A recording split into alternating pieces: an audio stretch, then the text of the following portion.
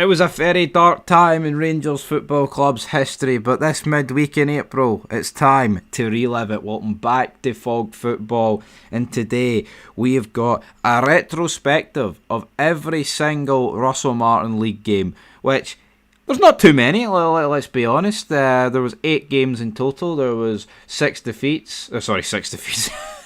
6 draws, 1 defeat, and 1 win. Yay! We've got that to look forward to now. Again, we did this on the channel with Wilfred Nonce. We included his entire tenure. I just don't think it's very interesting including Russell Martin's entire tenure. I say that, I said there's loads of games. There's a couple of Europa League games we could have fired in, I guess. Some of the European games, but we're not going to do that. We'll discuss that and go over that another day. But let's begin where it all began with Russell Martin at Fir Park with that 1-1 draw. It might be a brand new season in the Scottish Premiership, but it is the same old Rangers as they fail to win on the opening day for the 3rd season in a row. Welcome back, guys, to Fog Football. It is finished today at Fir Park. Motherwell 1, Rangers 1, and we've got an unhappy Teddy Bear. I'm not happy, guys. The more things change, the more they stay the same. 49ers, Russell Martin, signings out the door, in the door, you name it. But, right, look at their goal. Look at that Motherwell goal, right? Ball gets played over the top, couple of deflections. What's James Tavernier doing instead of defending? Sticking his hand up like the lost child that he is, man. Get him out of this club. He's no good enough. 10 years, a decade. He's won 1 league title. That's fucking pish. That's no good enough. The guy's won 3 trophies in a decade. Would it be fair to say Longjello shat in your porridge? Who? Longjello? I don't care who his name is, man. The guy that scored. Well, you know what? It was Tav that scored. He scored as well, didn't he? But the guy's ranked rotten. Kieran Doyle, man. Danilo, Cortez. The fucking job squad. The J-O to the B squad. There's nothing good about them. Honestly, man. See with the first 2 games against Panathinaikos, you can accept that Champions League, we get through, that's all that mattered, right? But see this game felt different. This was a must win, right? This is where your bread gets buttered. This is the bread and butter, man. And see Russell Martin, I was told this guy would be good domestically. And what happened today? We were worse than both fucking games against Panathinaikos. Work out on it. Russell Martin looks more like a margarine kind of guy than a butter guy, but... He looks more like a shite kind of guy. Honestly, outplayed by Motherwell. Be lying to say, you know what, Chris Sutton will make a wee fid on him, but he hinted at the fact that Rangers were lucky to get a draw. I think they were, honestly, Motherwell. Yeah, I think Motherwell deserved to win this game of football. Who was it last chance? Was it Stowey? Sparrow, mate. Sparrow, that's the one. If he scores that, I don't think there can be any complaints. I think if he scores that, Motherwell win. Hats off to them, fair play. No, but me being... Second half, they were the better team. By far, I mean, it wasn't even close. Me being the gullible prick that I am, man, I sat here yesterday and I was like, Rangers are going to win the league title 56. Well, I sit here on, the 2nd of August, a day later. It's fucking over. It's done. It's over. Title's over? Aye, it's over. It's done. It's pish. So you're not a real Rangers fan, you say it? Well, you're a real fucking retard if you think this team's going to win the league. Look at the fucking state of it. Well, Look at it. You just gave me the title of this vid, so the title's over. Aye, it's done. Pun intended, the title is over. Aye, we're pish. Right. Oh, yeah. It wasn't good. I think the first half was barely acceptable, but the second half was... Oh, man, it was backs to the wall. Haven't won an opening game in, 4 years or something? 3 years in a row without a win on the opening day. And that's the last thing. I mean, a title race, you cannot keep giving Celtic the lead on the very first weekend, and that's what Rangers continue to do. We're looking at a situation where what about put the pressure? Celtic win at Ibrox for 5 points behind going into September. I'm sick of saying that. Well, that's assuming Rangers win all their games up to then, you know. I mean, that might not even happen. But no, look, you play first. This is an opportunity to put down a marker, put a bit of pressure on, you know, go out, win 3-4-0 and say to Celtic, right, over to yous. Let's see what yous have got. Right, deep breaths here. Meltdown aside, is the league over? I mean... It's this. We need it rid of Tav. Look at this dude. Look at him. Cost a goal. I can't stand Tav the looks captain. pretty- I hate the captain of my football He club. looks pretty proud of himself. Do in you that hate thumbnail. the captain of your football club? No, I love him. I can't stand this guy. I love him. I'm glad. I'm over the moon. Do you love Tavi? What? No, I'm over the moon that Shankland signed a new deal. Tavernier is like a cancer that's spread throughout this team over the course of a decade. See, once upon a time, this guy was one of our better players, surrounded by shite. He is now the shite. He is the shite. Is he the shite surrounded by better players? Yes. Now here, not to suggest that everyone else is better than him. I'm looking at you, Barami, Cortez, Danilo, Doyle. I mean, honestly, man, what are we doing? How did Kieran Doyle even get subbed off? Guy gave away the ball, didn't want to track his man. Danilo is non-existent up front. The guy's shite. Chris Sutton twisting the knife into Boyd at half-time, man. Oh, maybe you need to give him time. He's had 2 years. See, if you've had 2 years at a football club and you've done nothing, chances are, you guessed it, you're shite. Cortez has had 18 months and he spent it in the fucking hospital. Well, yeah, that's just adding up those bills. It's strange though, because I'm looking at the Motherwell team, and a lot of them didn't have good performances. No. You can't sit here and say, "Oh, Motherwell, they all performed like an 8, 9 out of 10." I mean, a lot of them were pretty poor in possession, gave the ball away a lot. Yet still, after 94 minutes, you're sitting here thinking, could have easily won that game. So maybe Put it this way, see, that says less about Motherwell, more about Rangers. if you're Dermot Desmond, right, and you've been hearing it the past couple of weeks, Spend millions to beat this. exactly, yeah. Does spend a fiver, mate, to beat this team?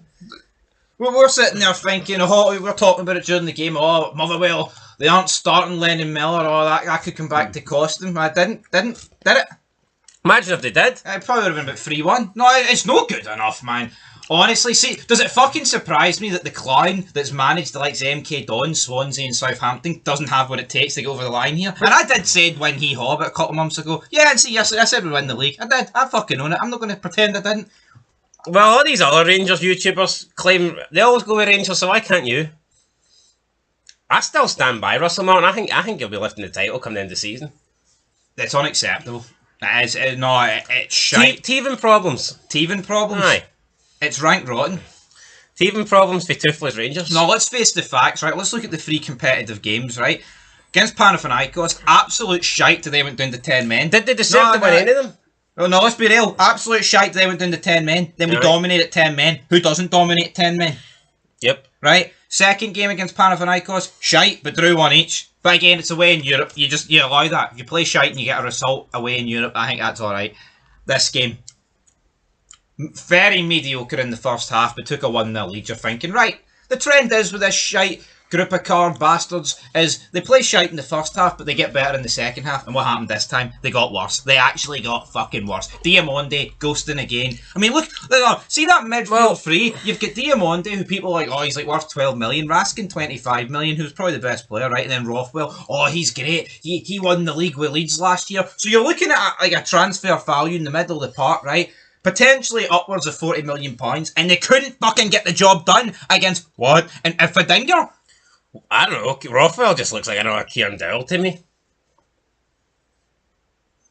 Poor man's John Lundstrom. And then look at the front line, man. You've got the bogus gas man, you've got the retard on the right, and the Mongo up front, and then it's good night for you, because that's what you get no chance. Then they bring Dessers on. I accept the Nigerian donkey. Oh, God. And then John Suter, bomb scare, man. Guys, did he make a couple of good blocks? But, I mean, that'd be like praising the guy for defusing the bomb which he planted. I mean, what are we doing? I also think Aarons has looked shite. Yeah, now, maybe you could argue it's because he's playing on the left, right? Jack Butland as well, absolutely rank rotten. Shades of what he did last season. No, definitely, and there was a couple of saves in this game where he almost parries it straight into the Motherwell player. There was one in the first half where he couldn't hold it. There was one in the second half where John Suter had to come to his rescue, or else it was an easy tap-in for Stamit Lipopoulos. I'm just going to call him Stamp. Overall, it was... the only 2 players that get pass marks for me is Dejiga and Raskin. See, apart from that, man, it was brutal. Should we talk about the game, though? What about from a Motherwell standpoint? Who would you give pass marks to on that side? I thought McGinn was pretty good. I thought Liam Gordon was alright. I think Longello got the goal, so I mean, I think I'd give him the bit. I thought the midfield was pretty poor though. Motherwell's worst player was probably the goalie because he had nothing to do. He gave the ball away a lot. Slatery, probably the standout player in the midfield, and he didn't show it today. And he's getting slated. Masawanis, I mean, every time he got the ball in an attacking position, he pretended like he didn't have any teammates. And he was just looking for the goal himself. Greedy on several occasions. He had good options to pass it to players in a lot of space. He decided not to. I'm sitting here thinking, you know what, Motherwell going forward. If Motherwell's attacking players, midfield players had a better game, then they could have won this by maybe a goal or two. No, they could have. But let's get into the game, right? I've ranted. I'll try and calm down and bring you a collective match review now. But I'll try my best. But the team, like we said against Panathinaikos, right? Not genuinely fucking actually pisses me off, right? The one guy changes for the front three is Finlay Curtis, who's quite standout player, quite clearly the standout player. Yeah, like the standout player. So I don't understand that, right? I mean, I get it. Gazma scored 2 goals and he's been good, right? Coming off the bench. Why the fuck is Kieran Donald-Danilo starting? Why? Why not put Curtis on the right and take Dell out? Do anything, man. But the game starts. Tav has a free kick. It's saved. Rangers had a bunch of corners in the first half, but I'm not going to sit here and suggest that we absolutely bombarded Motherwell. I mean, you had a few. Rothwell hit the bar. Although, just to be fair, I mean, Curtis didn't come on as a sub. So, I know so could he have been injured, or do you think? Why is he on the bench then? You don't put someone on the bench if they're injured. Well, to be fair, Motherwell did score late on, so it's not like Rangers needed a goal. So that could be why we didn't see Finlay Curtis. But he was bringing on Dessers and Cortez and Barami, who are all attack-minded players, so where are they? Well, that is true. I guess he'd used up all his subs by the time Motherwell scored, so it's not like he could even... Well, he's dropped the ball, right? He couldn't even bring on. Make no mistake about Curtis at 1-1. He's dropped the ball. Rothwell, he whips a corner in. Tav's unmarked. He scores. Well done, James Tavernier. You scored a goal. You got us off to a win. He's good at that, though. That's not his issues. Yeah, his issues are at the back. And you get Neil McCann speaking, here, Tav gets slated for beating bad defender, but he's actually brilliant. Fuck off, Neil McCann. I thought you were a knowledgeable guy. Obviously, all that knowledge went out the window, man, when you led the new Orange Order 17 points behind Celtic last year. I don't know what you're smoking to come up with that, man. Tavernier at the back is pish. No mistakes about it. Danilo, it's done. Right? The guy's been here 2 years. Oh, we'll just wait till he gets a run of form together. Oh, a run of games because he's always injured. Right, he's had a run of games. He started every fucking game. The pre-season ones, the competitive ones. The guy's played like 7-8 games this season. Oh, but Steve, he scored goals. In the friendlies. I could score goals in the friendlies. Doesn't mean shit. We beat Real Madrid 4 years ago in a Adam friendly. Adea could score in a friendly. Exactly. It doesn't mean hee-haw. That takes us to half-time. I don't think that transfer gets spoken about enough, by the way. Who? The Danilo one. I thought you were going to say about Adam. Well, that as well, this but is not the time. That as well, but Danilo, what, 6.5 million? Nah, something like that. Rangers can't be affording to spend 6.5 million on someone like Danilo. No. 6.5 million needs to get you a great player, and Danilo's been far from that. Right, so we'll go into the second half. They miss a free header, should score. Stapadopoulos has a shot blocked. McGinn has a shot blocked. Then I think Suter clears it. He takes a bit of a nasty one on his leg. Yeah, it was a very good attack. Triangle passing from Motherwell down the left-hand side. McGinn then cuts past, I believe it was Diga, and maybe got a little bit of a lucky bounce off Diga, but the ball was fell into his path. He cut inside, nice shot low right at Butland. Butland with a one-handed save puts it right into the 6-yard box. I don't think can you blame Butland for could Butland have done better here? I know a Suter saves him with the clearance, but at least he saved it. But yeah, I mean, honestly, Jack Butland just seemed to be back to his old tricks today. If Stamp was a wee bit quicker on his feet, he probably would have got to this ball. Or if he was anticipating like a better striker to be in that area, then it would have been an easy tap-in.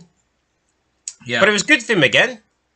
Yeah, it was good. Not quite Super John McGinn, but half decent Paul McGinn. Suter did it. I mean, see Suter's blocking, right, and his tackling. I think he's really good. But he's just a bomb scare, man. It's sometimes, like the game against Panathinaikos, he forgot the ability how to jump. Yeah, I mean, how the fuck do you do that as a centre-back? And then sometimes it's passing. We then saw Cameron and Dessers come on. To me, Dessers was just as bad as Danilo. Two absolute donkeys, man. Yeah, Cameron gets booked pretty much straight away. Don't think he offered anything. Connor Barron came on not long after that. Didn't offer anything. He offered nothing either. Apart from a shot that was like 10 miles over the bar. And Kieran Doyle is wrestling with some guy. Who's the? I think it was Just Right, or I don't know. Anyway, this guy on the left hand side from Motherwell, and he just lets him go. He lets him go, and then he just walks. John Lundstrom-esque, if you ask me. The guy gets like 10, 15 yards ahead of him, whips the ball in, and they almost score from it. Fuck, see that, man. How is Kieran Doyle... Did Kieran Doyle get subbed off? No, I think he stayed on the entire game. No, and Russell Martin. No, my name's Martin. I'm a vegan, and I'm a member of the Green Party, and I'm going to start all the English players. They're all fucking shite, how about that? Everybody I know called Martin's a walloper, like... You want a snowball, Martin? No, I wanted 3 points. I didn't get them. Right, let's talk about the goal. I don't want an Empire biscuit. Who was it that whipped the cross in from Motherwell? Was it O'Donnell? Never mind a biscuit. Rangers are onto crumbs. That's a user getting. Was it O'Donnell that whipped the cross in? For their goal. Was it O'Donnell? Might have been. No, it was no Slatery. Just. Right.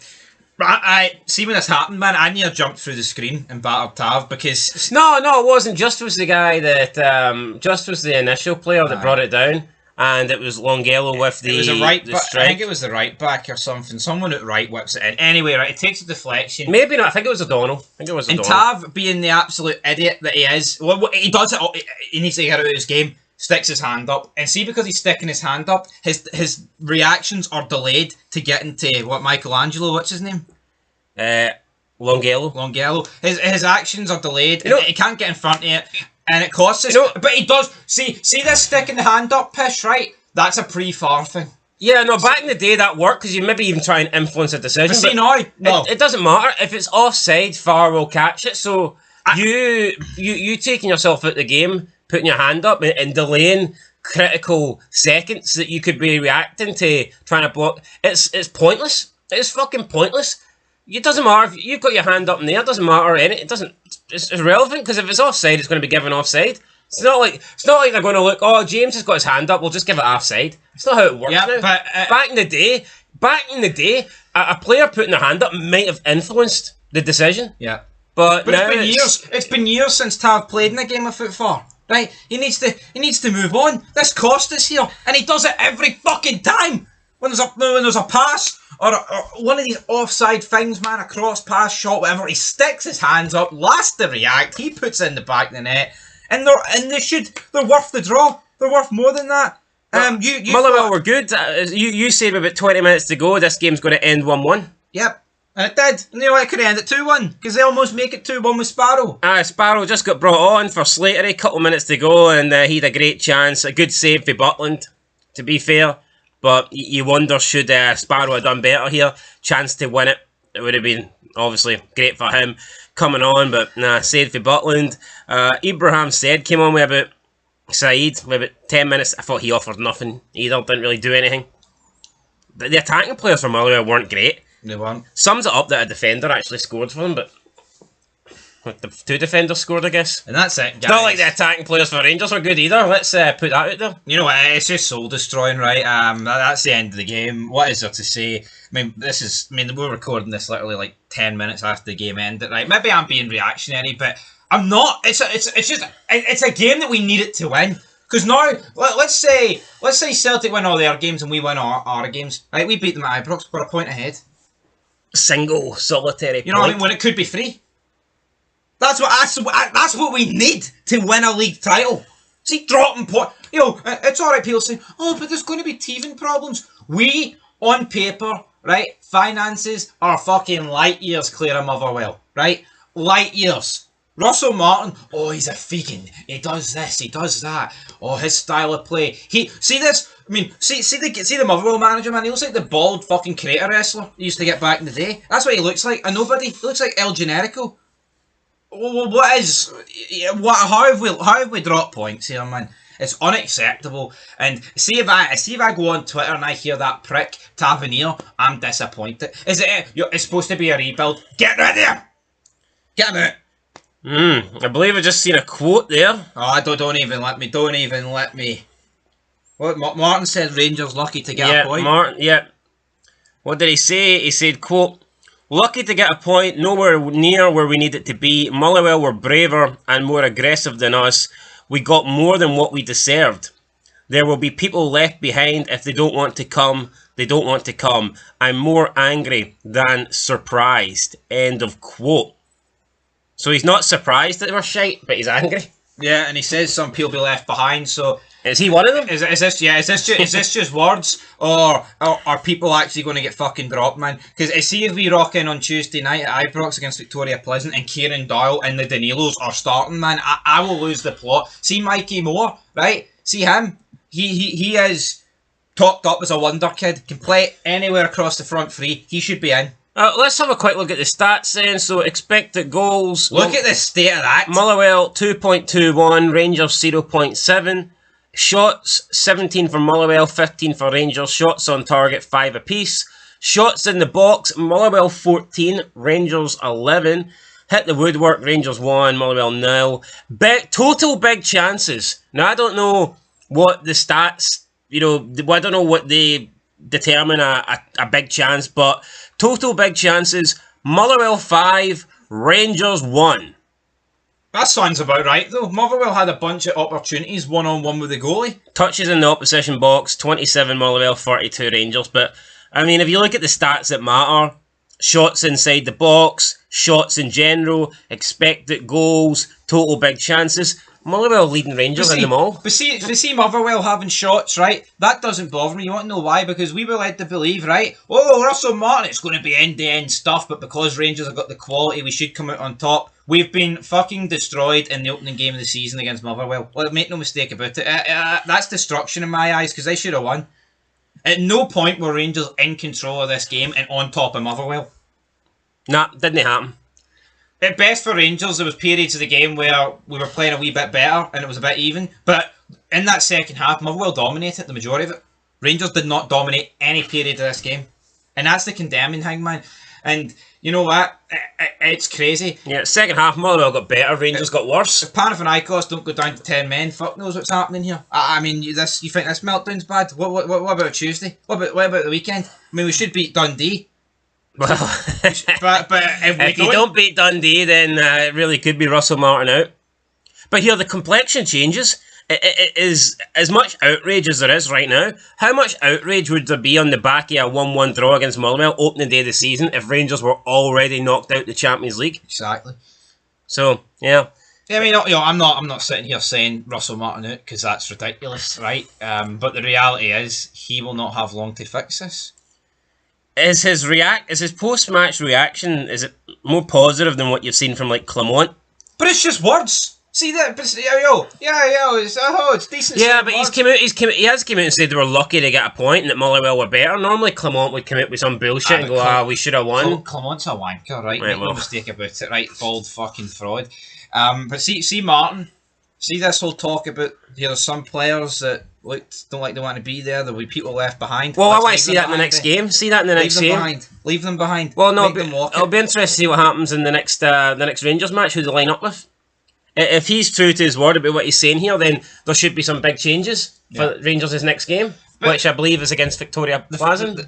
The frustrating. But I mean, if he lines up with the exact same 11, it's just a weekend ruin. I mean, we're already 2 points behind. Forget about Celtic, 2 points behind Hibs, 2 points behind Hearts, probably. Yeah, but he can't commit. These teams are going to win them all. He can't come out and say that and then play the same 11. I mean, this was no, he can't. But this was an opportunity for Rangers to go top, right, and say what you want. A marker, you put down a marker, opening game of the season. Rangers are top on Saturday. Now, yeah, realistically, it was probably going to end 1-0 and we probably wouldn't be top tomorrow, but the point is you're on 3 points, you're on 3 out of 3, now we're on 1 out of 3. It's like you win and then you say, right, Celtic, over to you. Let's see what you can do. All the question marks about Rangers last season just seem to remain. If anything, though, this should actually give Celtic more motivation. I was seeing people on Twitter in the first half saying, you can already tell there's big changes, really? I mean, the only change I've seen is that we were better in the first half and we were in the second half, when normally the recent form has been more shite in the first half and better in the second half. Crap, rank rotten, couldn't get a worse way to start the season, and shite Saturday, shite weekend, it's killed me, it's done me in, but I'll be back to talk about it some more. Right, anyway guys, I think we're going to end it here for the first match review of the brand new Scottish Premiership season. Russell Martin's Rangers dropping points on the opening day, just like Clermont had on the last two previous seasons, so, aye, disappointing. Well, I guess Michael Beale's, Beale's, Clermont's, whatever. Aye. Same shit. I'm just... Bring back Gerrard. I'm defeated, man. I want the football to piss off again. If you could have changed Martin, if you could swap Martin for Gerrard right now, would you? Yes. What about David Ancelotti? No. I don't know where he is. I think he's helping his dad to the toilet or something. What about Stephen Presley? No. Oh, Carlo's been jailed apparently. For what? A year, tax evasion. He won't go to jail. Well, He'll just pay it. is there any reason that's why he's went to Brazil maybe? Maybe he's hiding for a year? There's probably a joke in there about David and tax evasion and Rangers, but anyway. Well, yeah, I think we'll leave that for another video, guys. That is it. Leave a like, leave a comment. But these players went to fade in the day. Yep, subscribe if you haven't already. And that is pretty much it. We'll catch you in the next one, and more videos to come. Got player ratings, fan reactions, all that good stuff. And of course, we're back tomorrow at it. A couple more televised games, and then on Monday we've got the big game where the Premiership favourites Hearts kick off their campaign against Aberdeen, and that's going to be 4-0. I got this prediction wrong, but I'll be right with that one. 4-0. Aye, I'm done. St Mirren though, they'll win tomorrow, don't worry. See when St Mirren beat them tomorrow 2-1, you'll be cheered up. Rangers will be a point in front of Celtic, everything will be fine. Yeah, don't get it wrong, Trust right? me. I would obviously be cheered up by that, but the writing's on the wall here. And you know what? He needs to get the erasers out and sort it out. Or paint over it. I guess permanent Plaster over markers it or something. I don't know, Martin, but you... Knock the wall down. But what do we expect, though, when you've just got a bunch of flops for last season starting and coming off? I mean, see Danilo, Barami, Doyle, Cortez, are they not four guys that just need to go? Aye. Like, they just shouldn't be at the club. Well, Cortez, I guess, couldn't go because he's technically just joined. Like, I actually find it fucking insane that Danilo and Doyle have started off 3 competitive games. And they're not good enough. Well, they start on Tuesday. We'll have to wait and see. But let's go do it, guys. We'll catch you in the next one. Thanks for watching, and until next time, peace. 2 league games in, 4 points dropped, 16 wastes of shirts on the pitch today, and 0 chance of winning the league. Rangers have absolutely bottled it on match day 2. Welcome back, guys, to Fog Football. It's finished today at Ibrox. Rangers won. Stephen Presley's Dundee that couldn't even get out the Premier Sports Cup group stage won. What the hell has happened here? This isn't a good Dundee team from the past couple of seasons where Tony Docherty had assembled a squad that was actually decent and hard to beat and would cause problems for teams. This is a laughingstock Dundee that everyone I've seen has predicted them to finish 12th. Everyone that I've seen give a prediction today literally gave them no chance, including myself, who went with a 3-0 win to Rangers. I believe that Big Stevie, not feeling so cool right here, right now, predicted double that. He went 6-0 Rangers. It certainly wasn't. But, Stephen Presley's post-match press conference, he was acting like it was 6-0 Rangers. He was depressed. I think he should cheer up. He's got a point on the board, but reality is he could have maybe and possibly deserved 3 points on the board today. Yeah, can't really fault that. I mean, I tell you what, I went out on a limb. I said 6-0. I said this game we would see the game like it would be like Ange-esque. That first game where Ange took on Dundee and he scudded them, and you would be like, that's the game, because you said Ange would win the league for that point, and I was thinking, Jambo Bell's going to say Rangers are going to win the league from this point. Well, unfortunately, I said Rangers would win the league about a month ago, but I'm changing my mind right now. You going with Hearts? Aye. You know what? I think Hearts have got more chance to win the league than Rangers this season, and I actually cannot fucking believe I'm saying that, but I actually believe that. I mean, after tomorrow we could be 4 clear, so I mean, that's got to count for something. See Tony Bloom, he's backing his team. He's actually coming out and saying, I will win the league within 10 years. We'll finish above Rangers. When was the last time? I mean, yeah, Rangers fans, including myself, have said we won the league this year. But what's Russell Martin said? What's like the 49ers said? It's a long season. It's just a load of shite. They just keep spewing it's a long season and things along the lines of, oh, we need to take this club back where it should be. But no, actually be. Right, I mean, listen, we can say the league's over, title's over. That's an exaggeration, right? I don't think the title's over, but you're looking at Rangers' next game. That St Mirren match has been postponed. It will be Celtic. You can argue that the Old Firm games at home are always must-win, but this one is truly a must-win, especially if Celtic do get the win tomorrow against Aberdeen.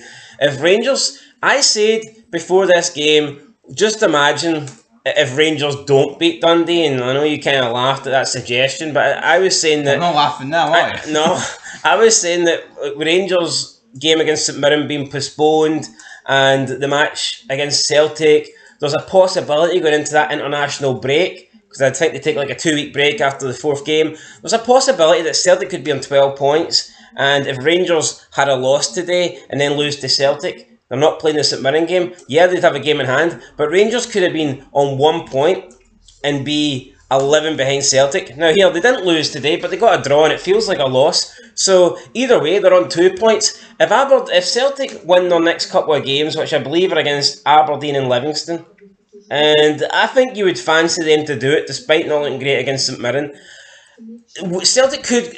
I mean, if Celtic just beat the teams they're expected to beat, they will be 7 points ahead of Rangers going into that first Old Firm game, and it's only match day 4. And I know you've said that you're sick of every season going by and Celtic winning the first Old Firm game, and at that point they're 5 or 6 points in front. Celtic have a chance now to win the first Old Firm game and be 10 points in front. They could be double digits in front. Yeah, despite Rangers having a game in it, they could be double digits in front after 4 games. How the hell has that happened? And we will talk about the game, but I think it is. If you've got that's alarming. And it's against the 2 teams that me and you predicted would finish in the bottom 2, and a lot of other people did. Yep. Now I don't think Motherwell will, right? I think Dundee will, but it's like, yeah, and you know what to think? They've picked up 2 points. If we're being real, should be 0. Yeah, should have lost against Motherwell. They were through last minute. Who was it again that had the shot, but Butland saved Tom it? Sparrow. Sparrow. And then, I mean, today, Rangers, the penalty we'll talk about. I'm not sure it was a penalty, to be fair. I think it was very negative for Stephen Presley. Man advantage, 1-0 up. And even when Rangers pulled it back, he made some defensive changes. And I get it, listen, he doesn't want to lose the game, and he almost did with that Desser's goal. But at the same time, it's like, you had a chance to get... What an amazing victory this would have been. And I think the draw will give Dundee a big boost. But when you're against 10 men and you get into the 90th minute and you're winning and you end up drawing, that kind of feels like a defeat to me.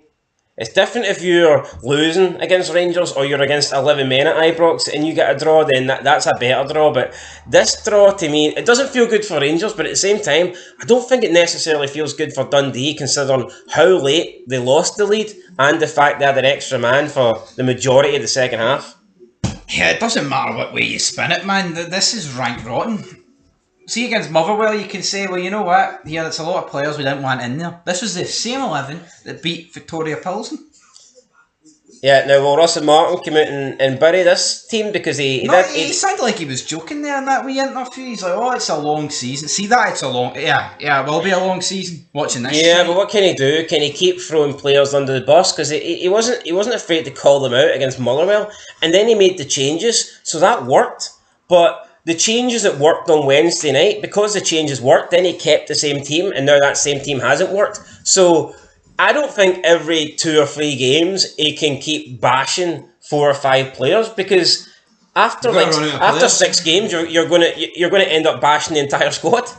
So it's like he basically pinpointed a few people that he thought were to blame for the result against Motherwell. Is he going to do the same thing here against Dundee? Is he going to take some responsibility, or else he could very quickly start sounding like Clement? Because we can say that the players were shite, and I think they were, but at the end of the day, he's the manager, and were the tactics great? I see this amazing football that he's promised. Have you seen it? No, but that's it, man. See, watching that game, you would think Barry Ferguson or Clement's in charge, or Bale. See if the camera panned to the touchline, or was some baldy Belgian standing there. Like I wouldn't have been surprised. No, I wouldn't have been. I know I'm not even I know I said 6-0, but I mean, are we going to sit here and say this wasn't the question? I mean, every time I did say it, but every time I look at Stephen Presley, you'd think the score was 6-0. I just don't know what to do, guys. Anyway, if anyone's seen The Walking Dead, tell me that Stephen Presley wandering about that touchline that about 80 minutes in didn't he look like the governor? Season 4. Liar. Tell me when I'm telling lies. Right, anyway, let's get into the game. So, first half, I thought it was bogging. It was bogging. Dundee, the 5-5-0. I don't blame them for doing. But what did Rangers do? Couple of Rothwell shots. What is your opinion went up on Rothwell? I thought he was one of the better players today, but I don't think he was great. I can't sit here and say any Rangers player was great, but I think Rothwell was I think he was the best midfielder for Rangers today. I thought he was better than Diomande. And Cameron, who got a lot of praise and had a lot of negative shit to say about Dundee. I think if you're going to come out, and maybe he didn't intentionally mean it, but I think if you're going to come out and run down your former club in a match, when you've got an upcoming match against them, you kind of need to perform, and he didn't. No, I agree. I mean, he looked like a player that maybe should have been in the Dundee team. No disrespect to Dundee, but he didn't look like a player that should be playing for Rangers. No, I agree with that. I mean, honestly, I don't understand how it's went from destroying Victoria Pilsen, this guy bossing the midfield. But here, see Stephen Presley, see what Lyle Cameron said, right? All Stephen Presley's got to say is, look what he said about this club, look what he said about his old teammates. Part-time. Aye. So how about you go show him a full-time beating? No, definitely. I mean, you could argue that Lyle Cameron almost did Stephen Presley's team talk for him. Speaking of Stephen Presley's team talk, he doesn't really seem like the guy that... Can you imagine him motivating this Dundee team for today? Can imagine motivating the opposition, but not his own team. Obviously, he mustn't have got into the Rangers dressing room then, because they weren't motivated. Actually, maybe he did do it. Maybe he just depressed them. I do think Lyle Cameron's words, I mean, you look at them now with hindsight, and they have kind of came back to bite him on the ass. Yeah. Because he was basically saying, I've come from a Diddy team, I've come from a part-time team, I've come from a team that's shite. This is a proper club. And, I mean, did Rangers look like a proper club today against this so-called minnows? There's nothing team for Scotland that they didn't. See the way Russell Martin's conducted himself, though. He's coming across as a minnow. The kind of guy that lost every fucking game he managed last season in the Premier League. He's lost 2 games. He's drew 2 games, which he should have lost, right? No, what is it? Here, if you draw, it's a disaster. If you lose, it's a catastrophe. I think we're at the catastrophe point. Yeah. I mean, when you're at this point, draws are becoming disasters. He's fucking lucky we survived Panathinaikos and we're 3-0 against Pilsen. Could you imagine if Rangers were in like a Europa League third qualifying round right now? I think the fans would want him out. I think it's actually got to the point with Russell Martin where he's got to get us into the Champions League to win people over. Yeah. Because I agree with that. The league is that bad. Yeah, but how bad of a league start do you allow him away with if he gets you into the Champions League? If he loses to Celtic and he finds himself 10 points behind after match day 4, is that okay as long as Rangers beat Club Brugge and make it into the Champions League? It's not. Nah. So regardless of what he does in Europe, you think he needs to beat Celtic? Do you think he will beat Celtic? Yeah, maybe Celtic lose to Aberdeen tomorrow, and then maybe we draw against Celtic and he gets in against... There's so many scenarios that can happen, but for me, if he loses... Even then, match day 4 on 3 points, that's fucking bogging. This is the first time in 36 years Rangers... match day 3, because Rangers wouldn't have played their match day 4. Oh, come on, it's a 3 points at a possible 9's great. First time, by the way, in 36 years, Rangers haven't won one of their opening 2 games. Right, anyway, back to the first half. I'd love to talk about all the chances and all the opportunities and but there wasn't any, really. Well, Robertson hit the post twice. Cal Robinson, so I think, he hit the post. One of them was offside. But he still hit it, didn't he? No, he did. One of them was offside, one of them wasn't offside. No, but going into the break, Dundee had those 2 chances and probably should have been ahead. I cannot really recall any Rangers opportunities. I'm trying to think. Rothwell had a free kick, Rothwell had a shot, and that's all I really remember. Ant-Man had a penalty claim, which Dessers pushed the guy into him, so it was never a penalty. And that's pretty much it, folks. I mean, honestly, it was a brutal first half, not much to report on. Yeah, it should have been a free kick, but the damage Robertson wasn't done. didn't give it. The damage wasn't done in the first half, it was the second half. Well, I mean, from a viewer's perspective, watching it, there was a lot of damage done. Yeah. It would put you to sleep. It would ruin your Saturday. Unless you're a Celtic fan, you're probably loving it. Like, you probably thought it was the greatest first half ever, like, you know. But Rangers tend to ruin most weekends. But it wasn't great. Right, second half, I mean, did the game get a little bit better? I think it opened up a bit more. But quality-wise, I can't sit here and say that it improved massively in that regards. Dundee take the lead. We have a free kick. Yep, we do. Well, before that, with Gazima, he found Mohamed Diamonde, and it looked better for Rangers at this point. Shot saved, you're thinking, right, wee bit of work than the left-hand side. Diamonde then gives the ball away. Dundee gets said free kick. Right, what's this all about? So they take bodies at the wall to put them in the box. So you're thinking, well, if they don't have a shot, then Rangers should be more than able to deal with the cross. But they can't. They don't do a shot, they do a cross, comes back across, header of Rick Ashley into the back of the net, never going to give you up, and Rick rolled. Never going to give you up, never going to let you down. Rangers letting you down every week. Right, I'm no stranger to trophies. No, you know the rules, and so do I. Penalty to Rangers. Right, so the ball's played out wide, and it is headed back in. Across from who got the assist? Robertson. Cal Robertson. So the ball is crossed in, not into the centre though. It's crossed into like not even the far post. It's almost like crossed to the edge of the right hand side of the box. So it's almost like they just launched it. I thought when I initially seen it, I thought, what the fuck? Why is he crossing the ball into that area? But Cal Robertson was there. He wins it. He jumps above everybody else because Rangers players just don't seem good at winning balls in the box. And he just heads it back into an area. And even when Rick Ashley gets this header on, you're thinking, right, he shouldn't score for here. He really shouldn't. No, he shouldn't. Because he's not even in a good position. And he doesn't even get that much power on the header. But it's a lobbing header. The ball goes up in the air. And it just beats every. It just goes over everybody and goes over Butland and goes into like the almost just dips underneath the crossbar. It was honestly, man, it was a fucking strange goal. I'm not saying it was a lucky goal, but it was like it just seemed like it was too easy for Dundee to score this. Ball put into like the back area of the box, and then Robertson with a looping header back in towards the middle of the box, and then Astley with a looping header into the net, and it's like. Rangers had two attempts here to deal with it. The initial cross in, and then the Cal Robertson header that, put the ball back into the middle of the box, and none of them done it. But logically, do you not think if you're going to... From Dundee, logically this doesn't make sense. Because that means they have to win 2 balls to score by doing this. Does this make sense to you? No, but we see it a lot in football. Yeah, but you're not more likely to score just if the initial free kick taker whips the ball into the area where they want the goal scorer to get the touch to put it in the back of the net. You only need to beat Rangers' defence once, but Dundee beat the Rangers' defence twice here. So I think it's unacceptable for Rangers. No, it is, especially when they've got more bodies in the box than Dundee. I mean, the whole purpose of the wall being shortened was to get more bodies in to deal with it. It was almost like 2 uncontested headers. Yeah. But anyway, Dundee got the goal. Cameron and Mohamed Diamonde came off. Correct decision for me. They were fucking passive. Yeah, they were the 2 worst midfielders. So I mean, I agree with that. Rothwell was the best at the 3. So the fact that he stayed on was the correct decision as far as I was concerned.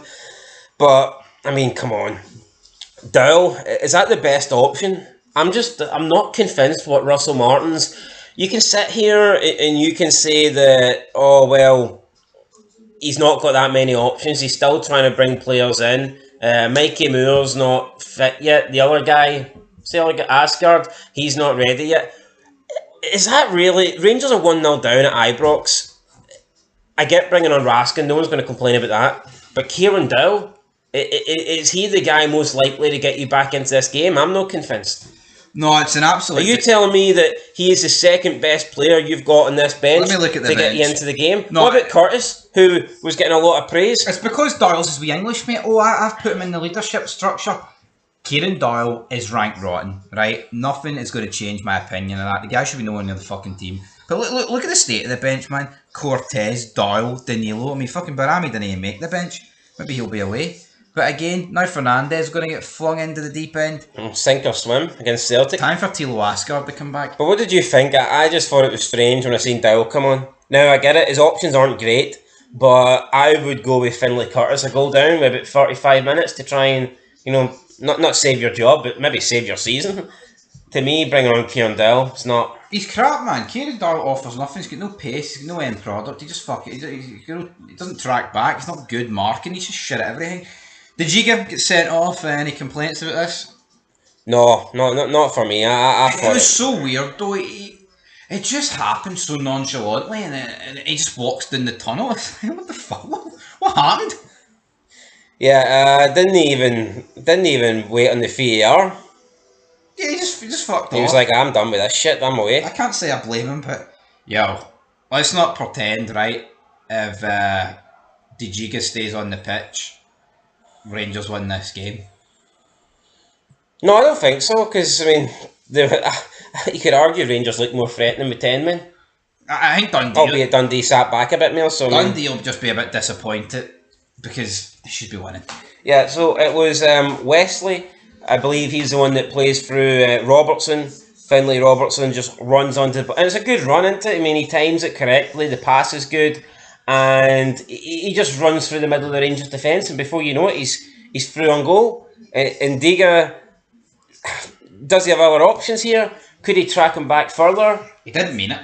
That's what happened. He just ran into him, but here, spatial awareness, he should be aware. Yep, well, he didn't really complain much, to be fair. No.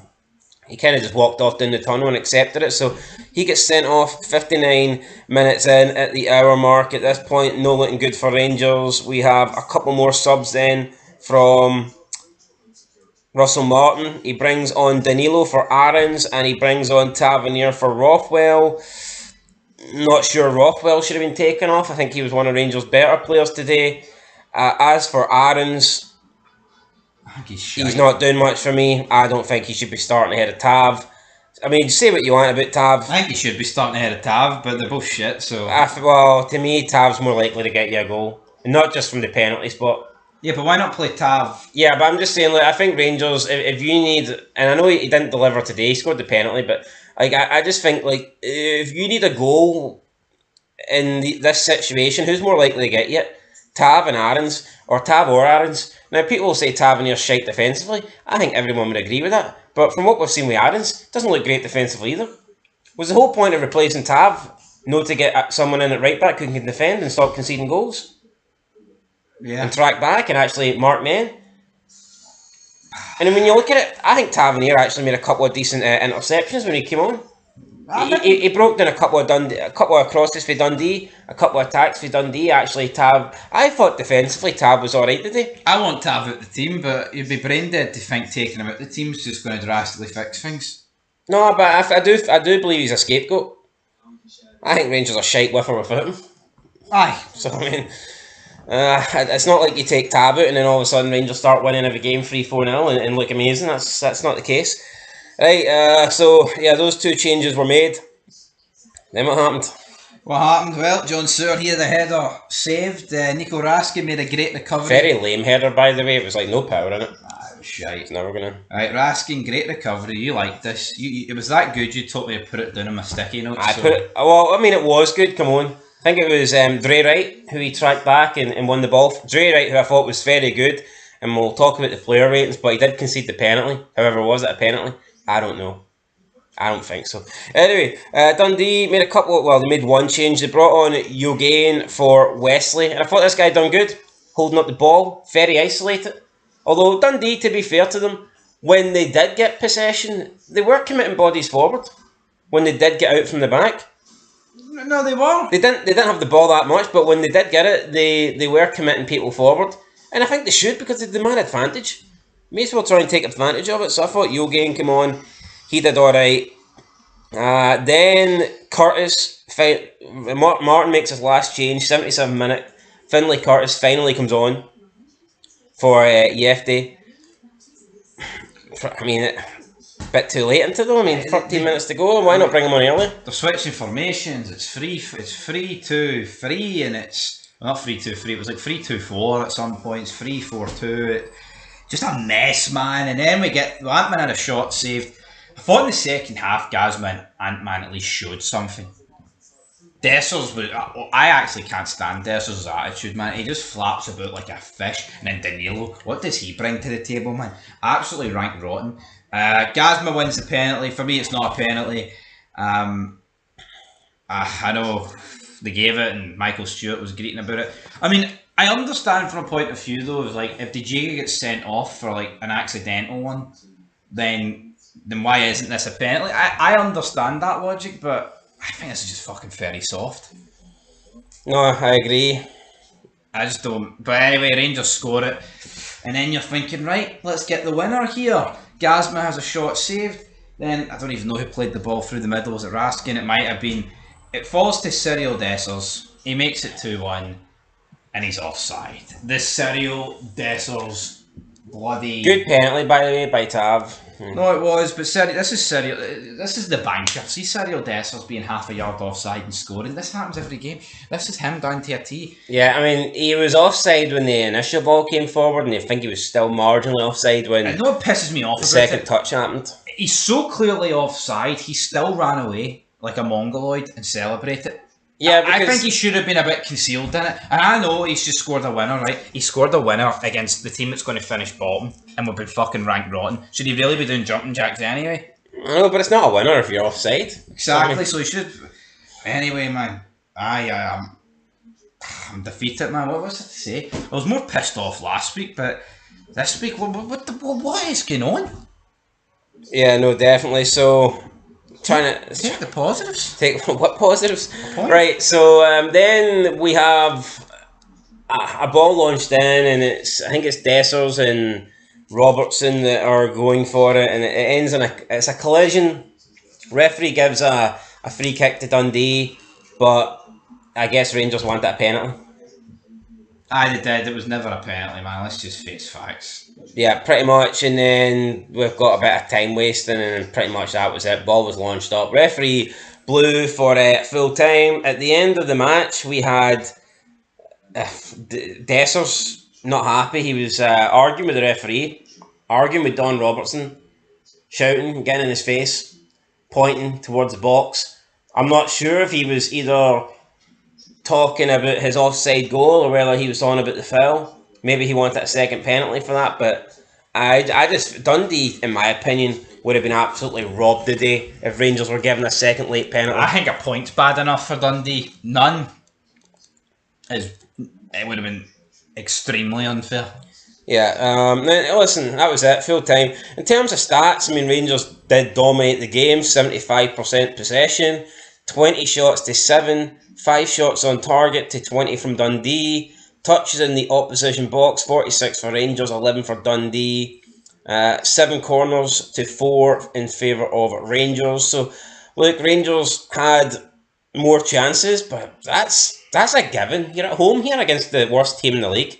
Got to have more shots, you've got to have more chances. Overall, it just wasn't good enough. It was a piss poor game. It was. I mean, 2 games in, I want it to be over already.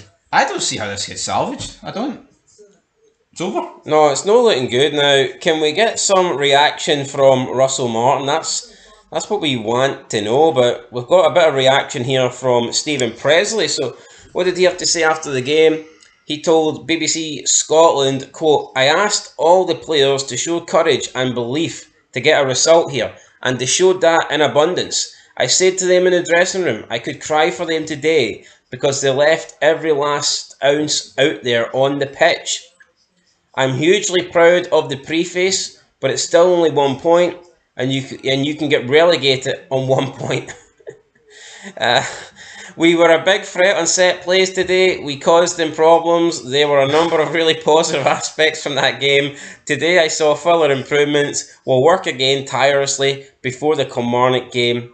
I couldn't be prouder of these group of players today. The most important thing for me is to see progression, and I certainly saw that. End of quote. So it's nice to know that Stephen Presley today could cry for his players, and it's also nice to know that he isn't happy with 1 point because, believe it or not, if you finish on 1 point at the end of the season, you can get relegated on that. So there you go. I mean, there was me thinking that the safety zone in the Scottish Premiership was somewhere around 35 points, but Stephen Presley letting us know that sometimes one can be enough to keep you up, but it can also be enough to take you down. Would he have spewed this shite if they won, though?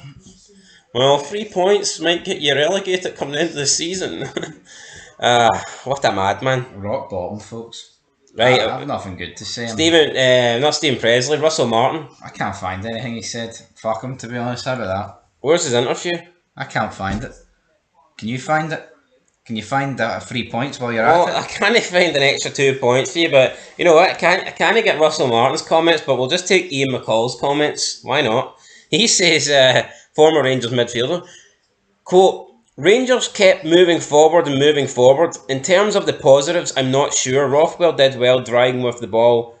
The two wide players are going to be good players. You don't want to ask too much of them too early. Ant-Man started really well, and Gassama was their main threat today. You've got to take the positives. They were getting beat with 10 minutes to go and they never gave up. End of quote. Is that good enough, man? Can you really take positives from dropping points against the worst team in the league at home when you already dropped points on the opening day, and now you're going to find yourself likely 4 points behind Celtic 2 games into the season? Is there any positives to take from that? Is there really? No, but apparently Russell Martin said, players are learning all the time. I'm learning. We will learn from today and be better for it. Really pleased we didn't get beat after an early red card. Fuck that mentality, man. That's bogging. As CJB says on Twitter, Russell, spend your payoff well, have a good Christmas, good luck at Bristol Rovers. That's pretty much it, man. See, you can't say that as Rangers manager. Like. See, in this league, right? See, when you go down to 10 men... Unless it's against Celtic, I don't think you can say that. Even if you said it against them, I don't think the fans would accept it, but no, in Dundee... I think if you went down to 10 men against Celtic, 1-0 down and drew 1 each, you'd look at it like, that's alright, I'll accept that. But there's no other team in the league for me. Because the fact of the matter is this, we just Rangers, because it shouldn't be 0-0 at the point. Yes, but also Rangers are levels above Dundee, so therefore if it's 10-11, you still expect Dundee to lose. No, I agree. And also the way Dundee set up was perfect for 10 men. It's not like Rangers were getting bombarded by Dundee. No, I agree. So here, maybe if you get spawned into a game with 35 minutes to go and you're 1-0 down with only 10 men, maybe you can make a case that that's not a bad result. If you spawn into the game at 1-0 down with only about half an hour to go. Aye. But at the end of the day, it's Rangers' fault that they're 1-0 down. Aye, another thing, man. At that point of the game. You'll bang on about, it's going to take a while to implement the style. We've took on 2 teams so far, right, with an inferior budget, managers allegedly, and they're the 2 new managers who are implementing their own style and they've picked up points against the alleged second best team in the country. At this point, we feel like the shittest. Yeah. Well, looks like we've got more for Russell Martin, so let's just get into it. He told BBC Scotland, quote, I'm disappointed we didn't win the game. Disappointed that we conceded a really poor goal. There was just general lethargy and no speed in the first half. There wasn't enough intent to disrupt them until we went down to 10 men. The mentality was much better in terms of aggression and speed with and without the ball, but it shouldn't take that.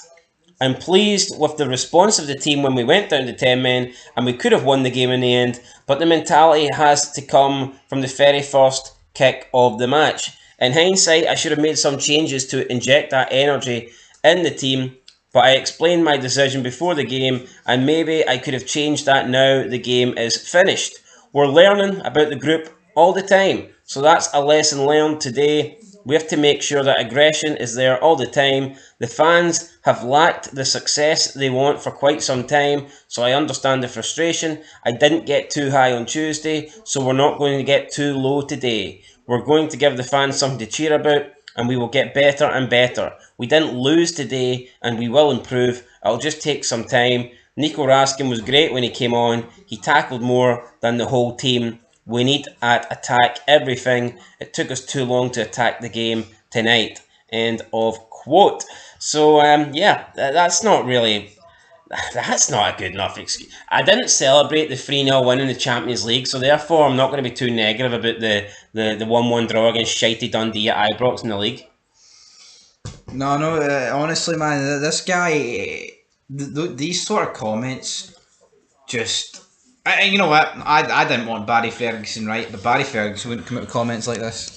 People who understand the club don't come out and say stuff like this. It's almost like saving someone from an accident and then killing someone the next day and went, I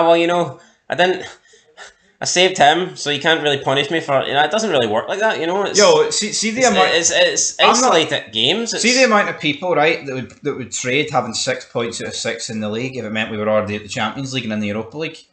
It would probably be the overwhelming majority.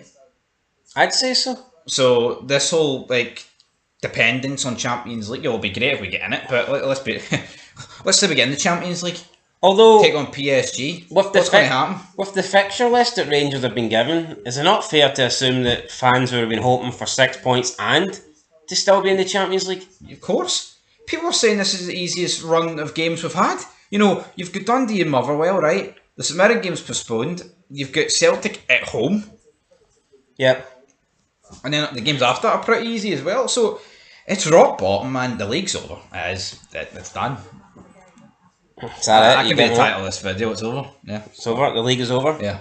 I think that was the title of last week's video. Well, fucking call it that again then. The league is over ×2. Aye. Right, guys, that's it. This video's over. We'll be back soon for player ratings. Just a disaster for Rangers. Shite. Don't think they deserved a draw, but they got one in the end. A point apiece. Dundee have a point. I think they needed it. The longer Stephen... And I was thinking coming into this game today, holy shit, the pressure on Stephen Presley, out this Premier Sports Cup in the group stages, going to have no points from his opening 2 games. You're thinking that the pressure, Stephen Presley could be out of a job within the next couple of weeks, but here, this is a big result, and it might kick Dundee on, so fair play to Dundee. We'll see what happens. What did I say in the preview show? There'll be a meltdown guaranteed this weekend. Aye, well, you thought it was coming on Sunday, but it came on Saturday, so maybe there'll be a meltdown tomorrow as well. Double meltdown, perhaps. Maybe. Right, guys, that's it. Till next time, leave a like, leave a comment, subscribe, and peace. It is all over in Paisley. It's finished. St Mirren 1, Rangers 1, another draw for the Jers, and another 2 points drop. This time for St Mirren. Welcome back, guys, to Fog Football. Rangers have been involved in 3 draws this season, 2 points dropped in every single game, and the most worrying thing is the team that have dropped the 2 points in all 3 games have not been Rangers. Motherwell were the better team in the opening game, should have won, had a chance late on to win it. Dundee led the second game of the season pretty much up until the last minute. Dodgy penalty went against them. And today, St Mirren, I think, simply just took their foot off the gas in the second half and were unlucky to concede a deflected goal that took a couple of touches on the way through. And but I think St Mirren, I just think they sat back, and had they kept going the way they were going in the first half, probably could have won this by more. Disappointed because I had a bet and I built a bet, and all I needed was St Mirren to win the game, and that didn't happen. But yeah, Rangers pick up a point, and I mean, in reality, they have picked up a point, because on another day they could have picked up nothing. A Finlay Curtis equaliser, giving Rangers the draw. I mean, it did take a few deflections on the way through. I mean, I'm looking at the stats. It was, I think, probably in the second half, Rangers did enough to get a point. But Jesus Christ, is that where this team's at? Is that where this Russell Martin team's at? Here, if we play slightly better and St Mirren get worse and we get a deflected goal, then we might just have done enough to pick up a point. When you factor in that they've only had 2 points in the first 2 games, 3 points, first 3 matches, no wins, 6 behind Celtic. Who are you kidding? It's probably going to be 9 after next week. 9 points going into international break. I mean, 9 points would be bad if that's what you end up finishing behind your rivals after 38 games. To be 9 points potentially behind after 4 games, that is a fucking disaster. Like, I mean, yeah, that's relegation form. Aye. You said it's all over in Paisley. It's all over. It's all over in Glasgow. It's all over everywhere. Listen, there may have been 2 men in the dugout, and I can only see one with a future at Ibrox, and it's no Russell Martin. Yeah. What? I mean, I'm looking at Stephen Robinson. He's the man I wanted at Hearts. I'll be honest. If you gave me the choice between Stephen Robinson and Derek McInnes, I would have took Stephen Robinson. So would I. And we didn't get him. But I'm thinking that Rangers should take a chance with this guy. We've seen many players, and we'll talk about the game in a minute, but we've seen many players leave Scotland and they don't get signed by the top 2 clubs, and in hindsight they go and they play well abroad, and you're like, oh, like a Lewis Ferguson or John McGinn or you know what, an Aaron Hickey. You see people like that. Alright, we've seen who's that guy? Who's the Motherwell player again that just left? Totally forget his name. Lennon Miller. Aye, we've seen Lennon Miller leave. Okay, I think that was more so just finances. That's what stopped the top 2. But listen, we've seen great players leave Scotland. 4.5 million. They could have got. We've seen great players leave Scotland and not get a chance at the top 2, and then the top 2 teams later regret it. Why can't the same thing apply to managers? Why can't we have a manager that plays for St Mirren? John McGinn used to play for St Mirren. So why can't we have a manager that manages St Mirren that could be that next level guy? Why can't Stephen Robinson be that next level manager? Well, that's it. Why can't he? I mean, I'd take him right now. If you offered me a swap, yeah. Of course I would. Why wouldn't I? Guy understands the league. Guy understands what it takes to get over the line with his club at the level that they're at. See this, Ross? Joe Rothwell, what did he say here? Right, that's what he said after the game. Bitterly disappointed. Thankfully, Finlay came on and managed to get us a point. We look forward to Celtic next week, see what happens. See that's already seeped in for me. Bitterly disappointed. That's straight out the Tavernier playbook. And then, thankfully Finlay came on and managed to get us a point. Fuck all. It should be ingrained into this dumb bastard's skull, right? That a point's a point's nothing, mate. I think you can almost get away with that comment if you won the opening 2 games of the season. Yeah, I'll accept that. And then you're dropping, because Paisley's a tough place to go. I'm not going to sit here and say it's St Mirren. St Mirren away is a difficult fixture, but when you have failed to win your opening 2 games, this is not picking up a point. This is dropping 2. No, the funny thing, I'm copying my title and tags over from my Club Bruges review, right? And the title of the club. Change nothing. The title. Listen to the title, right? Sack him tonight, losers the lot of them, in the description. Rank rotten performance, as per usual. I don't need to change it. I don't need to change fuck all. Good old copy and paste, but St Mirren still yet to get a win. Rangers still yet to get a win. Who would have thought that? Maybe with St Mirren you can cut them a bit of slack, because 2 of their opening 3 games are against the 2 big Glasgow clubs, but holy shit, Rangers, no wins in 3 games. Absolutely shocking. And I don't know what St Mirren's fixture list looks like coming up, but I'm going to assume they must have a nice wee run of games, and I do expect St Mirren to kick on. They were very unfortunate, I think, to lose against Celtic, that deflected goal. Unfortunate not to win the day. 2 deflected goals against Celtic. Deflected Curtis goal. Alright, they were pretty shite against Motherwell. But here, Motherwell have proven this season. I think Motherwell have shown that, here, they're not as bad as we thought they were. No, absolutely. And I do believe that my predictions, I'm going to change. I think the top 6 will have both St Mirren and Motherwell in it. I don't know if Rangers will be in it, but I think they're not. No, but we're not even in the top 6. Right, 7th. 3 draws against, let's face it, none of the traditional top 6.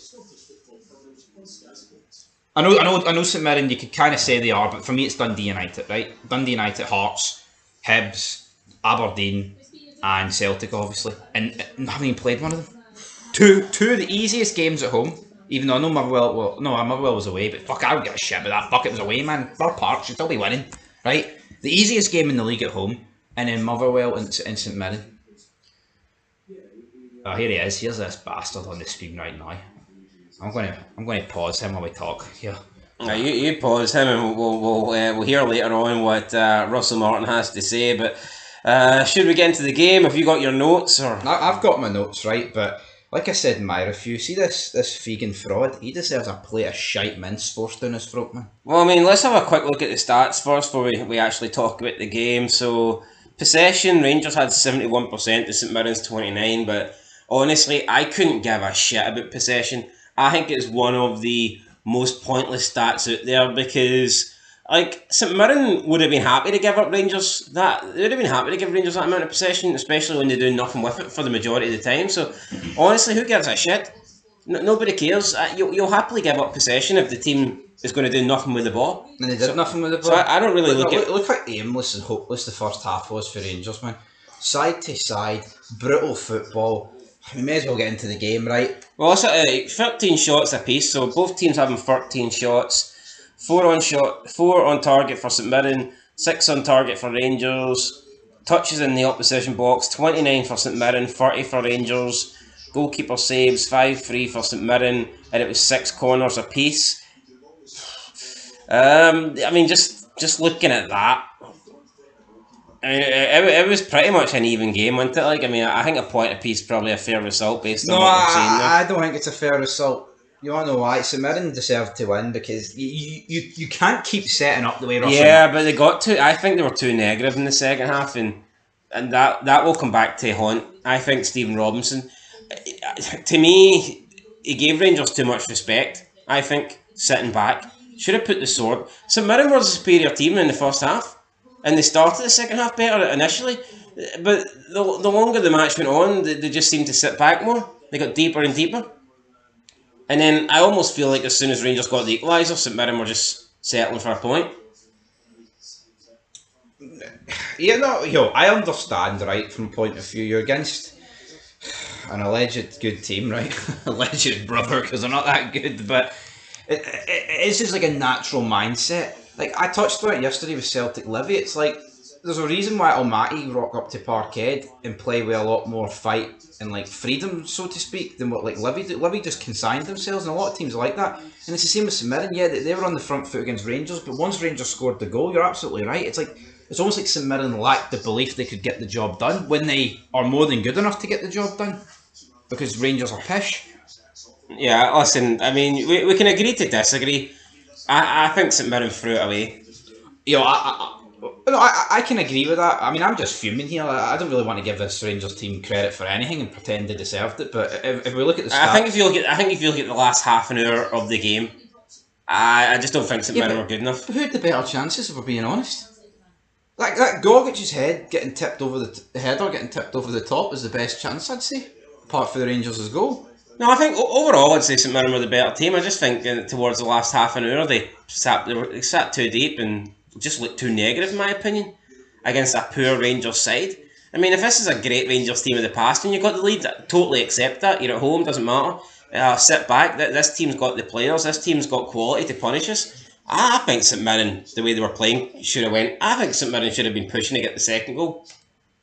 But here, didn't happen. Let's get into this. I think they did agree. I think it'd be unfair to say they didn't push for it, but they could have went a wee bit more. I thought there was a couple of decent. Rangers rode their luck at the set pieces. They were brutal, right? No striker for Rangers. It was Asgard up front. I don't think he did. I mean, honestly, compared to Danilo, I'm not going to sit here and say he did a bad job. Well, that tells you all you need to know about Danilo. Russell Martin, yet to get a win in the league, desperate for a win, desperate for a result, performance, needs something to get the fans on his side, and decides not to start with a recognised striker when he's got one fit in Danilo. I think that tells you all you need to know about Danilo. And this is the guy that cost Rangers $6.5 million. Yeah, $6.5 million. Brazilian for the Dutch league. But Russell ticks a lot of boxes. But Russell Martin thought it would be better to start without a recognised striker. But then again, Russell Martin started without Finlay Curtis, the only guy that's been actually performing for Rangers lately. So I mean, who knows? Yeah, you know what? What does Russell Martin know? But you know what? I see Finlay Curtis. Why is he been dropped? No, why is he actually been dropped? But I just don't understand why. I'm not convinced. Why did I get it? He's 1-0 down and he's brought Danilo on at half time because he's desperate. But I'd have brought Finlay Curtis on at half time. Yeah. Well, he's not a recognised striker. I will switch it around. I mean, I wouldn't see the performances that Danilo gives. I wouldn't describe him as a striker either. To be fucking fair. No, I wouldn't. Right, first half, let's get into it. Right, let's get into it. Ant-Man has a wee solo run. Shot saved by George. Testing the waters. And then I thought St Mirren pretty much dominated. They had a few corners in a row. Suter lost the ball. They cut a wee bit of tiki-taka football, right? And then it fell to Phillips. They had a snap shot. So the warning signs were there. Ball get fizzed in for the new left back for Rangers into Lyle Cameron. He should score. He doesn't. But it is what it is. Again, why is the centre mid there? Where's the striker? Oh wait, we're not playing one. And then Mandron, he hits the side netting. And then let's just talk about the... Yeah, so from the cross into the box, Mandron just gets the better of Aarons. Not really a contest, is it? Aarons looks like a small child next to Mandron. He does. But yeah, Mandron, unlucky, hit the side netting. Probably should have done better though from that position. And I think this was just moments after Cameron had a good chance to score for Rangers. So, both teams coming close to scoring here within a couple of minutes of each other. Maybe signs that the game was beginning to open up. Maybe signs that the first goal was coming. And then, lo and behold, the first goal did come. Ayunga. So, Mandron with the pass to Ayunga, just straight through. I mean, it's a good ball, but it just cuts straight through the middle of the park. Straight through all the Rangers players. Suter is the only one that is given chase.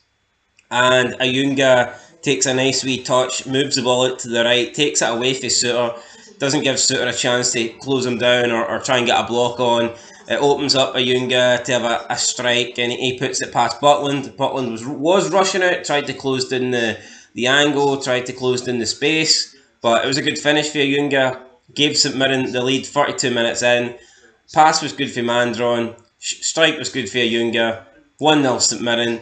Wasn't surprised. Was probably deserved. I think by this point St Mirren were beginning to get on top and dominate the game. Yeah, I mean, what about John Suter here? I think, yeah, I've bashed the guy a lot. This ain't John Suter's fault. This is Fernandez's fault. Suter could do better, right? I think you could argue, and I'd say they're both to blame. I would argue they're both equally to blame, but the one thing I would point is one of them is fucking trying his best. Did you see Fernandez? Yeah, but I think one of them is trying his best to prevent a goal, and the other one doesn't seem to give a shit. So jogging back. You can criticise John Suter and his defensive abilities, but I don't think you can never call into question his commitment or his effort that he puts in. No, you can't. John Suter tries 100%. Maybe he's not the greatest player, quality wise, he might not be the best thing, but I mean, there was nothing stopping Fernandez from tracking back and trying to do what John Suter done here. No. Fernandez just misreads it, and then any accountability, mate, for your mistake? No, I'll just jog back. Let John take the heat. Great finish, great goal from a St Mirren point of view. From a Rangers point of view, disgusting. Is it? That's what it is. Nothing more, nothing less. And this is it. This is in the first half. It's not like Fernandez can say, "Oh, I was busting a gutter," or I was done. I was blowing wind. Yeah, it's half an hour in. Who? Rothwell? No, fucking Fernandez. Oh, I know. Yo, what was that game we watched? I can't remember. What was the one where... I'm pretty sure it was recent. Was it Celtic St Mirren? Where Maida tracked all the way back? Aye, Falkert, I think. He ran all the way back. He does it fucking every game, man. Yeah, but you see Maida when Celtic are in winning positions, and he will run the length of the pitch. Yeah. Well, it's not even his job, but he will run the length of the pitch to get back and help his team out. And you've got Fernandez, who should be trying to defend Ayunga here, just lets the pass get past him, and he thought, fuck it, I'll just hope John deals with it. But see, that's what you need, man. You need 11 guys that are on the same page and willing to put the effort in. Let's talk about Joe fucking Rothwell for a minute, right? Well, I called him shite for day one. I said he was... What did I call him? Like a Poundland. A worse version of John Lundstrom. A Poundland John Lundstrom. No. I think that's right. He looked fat and out of shape today. Scott Steiner would have had a fucking field day with this guy. Honestly, after 40 minutes, he looked gassed. He looked done. I'm sorry, man. Rangers bringing him in looks like a disaster. A couple of weeks ago, he does the basics. He's a lazy bastard, that's what he is. And he's out of shape. There's no fucking reason to be out of shape. Like I said in my review, how can this guy be the same guy that took Leeds to a title in the Championship? It's not like the Championship's a physical league. You have to have pace about you, correct? No, agreed. And What's happened then? he looks like he's going to be one of Russell Martin's favourites. He doesn't deserve to be starting. I don't see how you can make a case that he should be starting games. But Russell Martin, for some reason, seems to be in love with the guy. I mean, not gonna say that if Rothwell doesn't play today, Rangers win, but I don't think he certainly doesn't help them. It's crazy how bad Rothwell was today. It's speechless because it's like I thought Lyle Cameron was alright. Raskin has been absolutely neutered, right? Absolutely neutered in this Russell Martin system. Diamonde has been shite for ages. I don't even know, man. Honestly, what I would do, I'd rather play Bailey Rice or Connor Barron over Joe Rothwell because at least they're two young guys, two Scottish young talents, man. That I think at least would give 100%. Although Bailey Rice's defending against Al would suggest otherwise, but yeah. Anyway, crazy. But yeah, Joe Rothwell, brutal. We'll do player ratings, aye. Alright. Spoiler, he's getting a 0 because I thought he was disgusting. No, he wasn't good. He was pretty poor. Right, second half. No, well, I mean, Asgard had a shot cleared off the line, so I'll talk about that. I don't really know what happened. Asgard's down on his ass. Somehow manages to get up. And George saves it. I thought it hit the post, but he scooped it. He reached back and he scooped it out. It would have been a really poor goal to concede for St Mirren. Yep, St Mirren had a few more corners and then Mandaron had a shot blocked, but that took us to half time. Did Russell Martin drastically change things at half time? Who did he bring on? He brought on Danilo. I didn't see Danilo do one thing apart from block a Tav shot and make it easier for the goalie to save, so that's all he did. Who was the other guy he brought on? Was it a double substitution? I believe it was. He brought on Moore, who I thought done nothing. He didn't bring him on at half time. Did he? Mm-hmm. I'm not convinced it was half time, but yeah, no, you know what? Mikey Moore, wonder kid for Spurs, wonder kid this, wonder kid that. He looks pish. I know he's only played 2 games, but what's he done? Yeah. Is it wrong for me to think that a wonder kid, right, coming for the Premier League, that has just signed a long-term contract with Tottenham, so they see something, should be lighting up against St Mirren? Is that wrong? No, it's not. I think he should be doing something better, but he didn't. Honestly, crazy, man. Absolutely crazy. Second half, though, let's get into it. So, more corners for St Mirren, because that's all they seem to do. Asgard had a shot dragged over. Gogic, ball played over the top to him, gets on it. Not quite the connection he got against Hearts, wasn't it? No, definitely not. Right. No, definitely not. No, it wasn't. Why you soul destroyed here? No. I'm soul destroyed. I'm at my wit's end. Just think, half an hour into the second half, Rangers had 75% possession and not a shot on target, and they're trailing. That seems like an unbelievable stat to me. How they can be trailing the game into 75 minutes. Yeah, and then he subbed Curtis on, and Curtis got 2 shots on target within 2 minutes. Straight away, you see Curtis come on. He's a spark. He's creating chances. He's looking lively. He's getting shots off, looking like he can make a difference. And you're just thinking, well, hold on here. Why has Curtis been dropped? Because he was doing well. He scored in Europe, and I get it. By the time since Curtis has been dropped, they have brought in wide players. They've brought in more attacking players, but. To me, it just seems unfair. Curtis has been dropped just because he's brought more quality in, but that doesn't necessarily mean they've got more quality than Curtis. I think the guy's been unlucky. Russell Martin, Egan Manny refused to come on as Rangers hunted goal at St Mirren. Breaking news. Oh my god. What the hell's going on there? Well, Russell Martin just throwing him under the bus, perhaps. Right, let's talk about the Rangers goal then. So it is a corner, comes in, it's cleared as far as Finlay Curtis. He hits it. It's a pretty good shot. I believe it takes 2 deflections, and those deflections are enough to take it past the goalkeeper George, who, I mean, did seem upset. I think he's not particularly. I don't think it was at his defence. I think he's just frustrated that the ball's taken a couple of nicks and it's went past him. Yeah. Not a lot he could do about it. Unlucky. Yeah, we then have that Tavernier shot where he hits a shot. I mean, it looked decent, could have been going in. Danilo then flicks his head on it, and you could argue takes some power off it. And I think it actually puts it towards the goalie. I think it's going towards the bottom right hand corner. yeah, probably had more. I mean, that sums up Danilo. Rangers had more chance of scoring if he fucking if he wasn't on the pitch. So yeah, that wee touch. You know what though, they didn't deserve that. They didn't deserve to win. So it is what it is. And then we had a free kick for St Mirren. Ball got whipped in. Gogic rose above everyone else, got his head on it, and it was just tipped over the bar by Jack Butland. I think it was dipping under. People were saying, "Oh, it was going over. Butland should have left it," but I'm not convinced. I think there was a chance it was going to dip in. I mean, it could have, it could very easily hit the underside of the bar and went in. So don't blame. I mean, Butland had to save it. Like, I don't really see.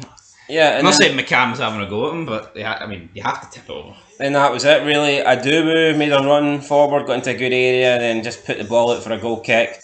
Rangers got forward, had one last chance, a corner that came to nothing.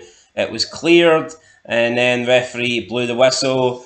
Rangers fans not happy. St Mirren fans, I don't think that happy either, to be honest. I think Rangers come into these kind of games with the mindset that they're Rangers and they should win. And I think St Mirren fans come into this game with the mindset here.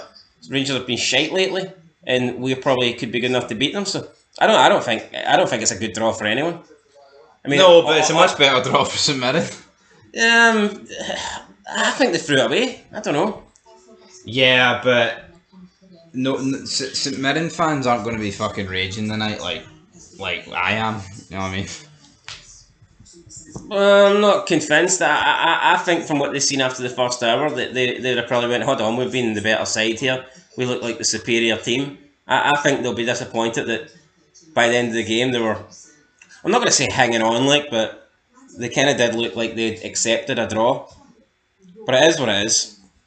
And you know what? As for Igamani refusing to come on, I actually don't blame him. Right? No, you can't refuse to come on. You're a fucking player. You're getting paid. What do you mean you don't blame him? Look at the. You know what? Maybe I actually should take a fucking player to step up to this guy, because this guy couldn't run a bath, let alone a club. No, honestly, I know you can sit here and say the club pays wages, they should come on, but if it takes players actually having to refuse to play for the guy, literally, to get him out, I'm all for it. I don't give a shit. The battle lines have been drawn. You know, the fight is on, as good old JR once said, but I mean, the fight's dead. It's over. Honestly, I can't sit here and blame. I hope. Honestly, if players refuse to play for him, it gets them to sack them, or they go ahead.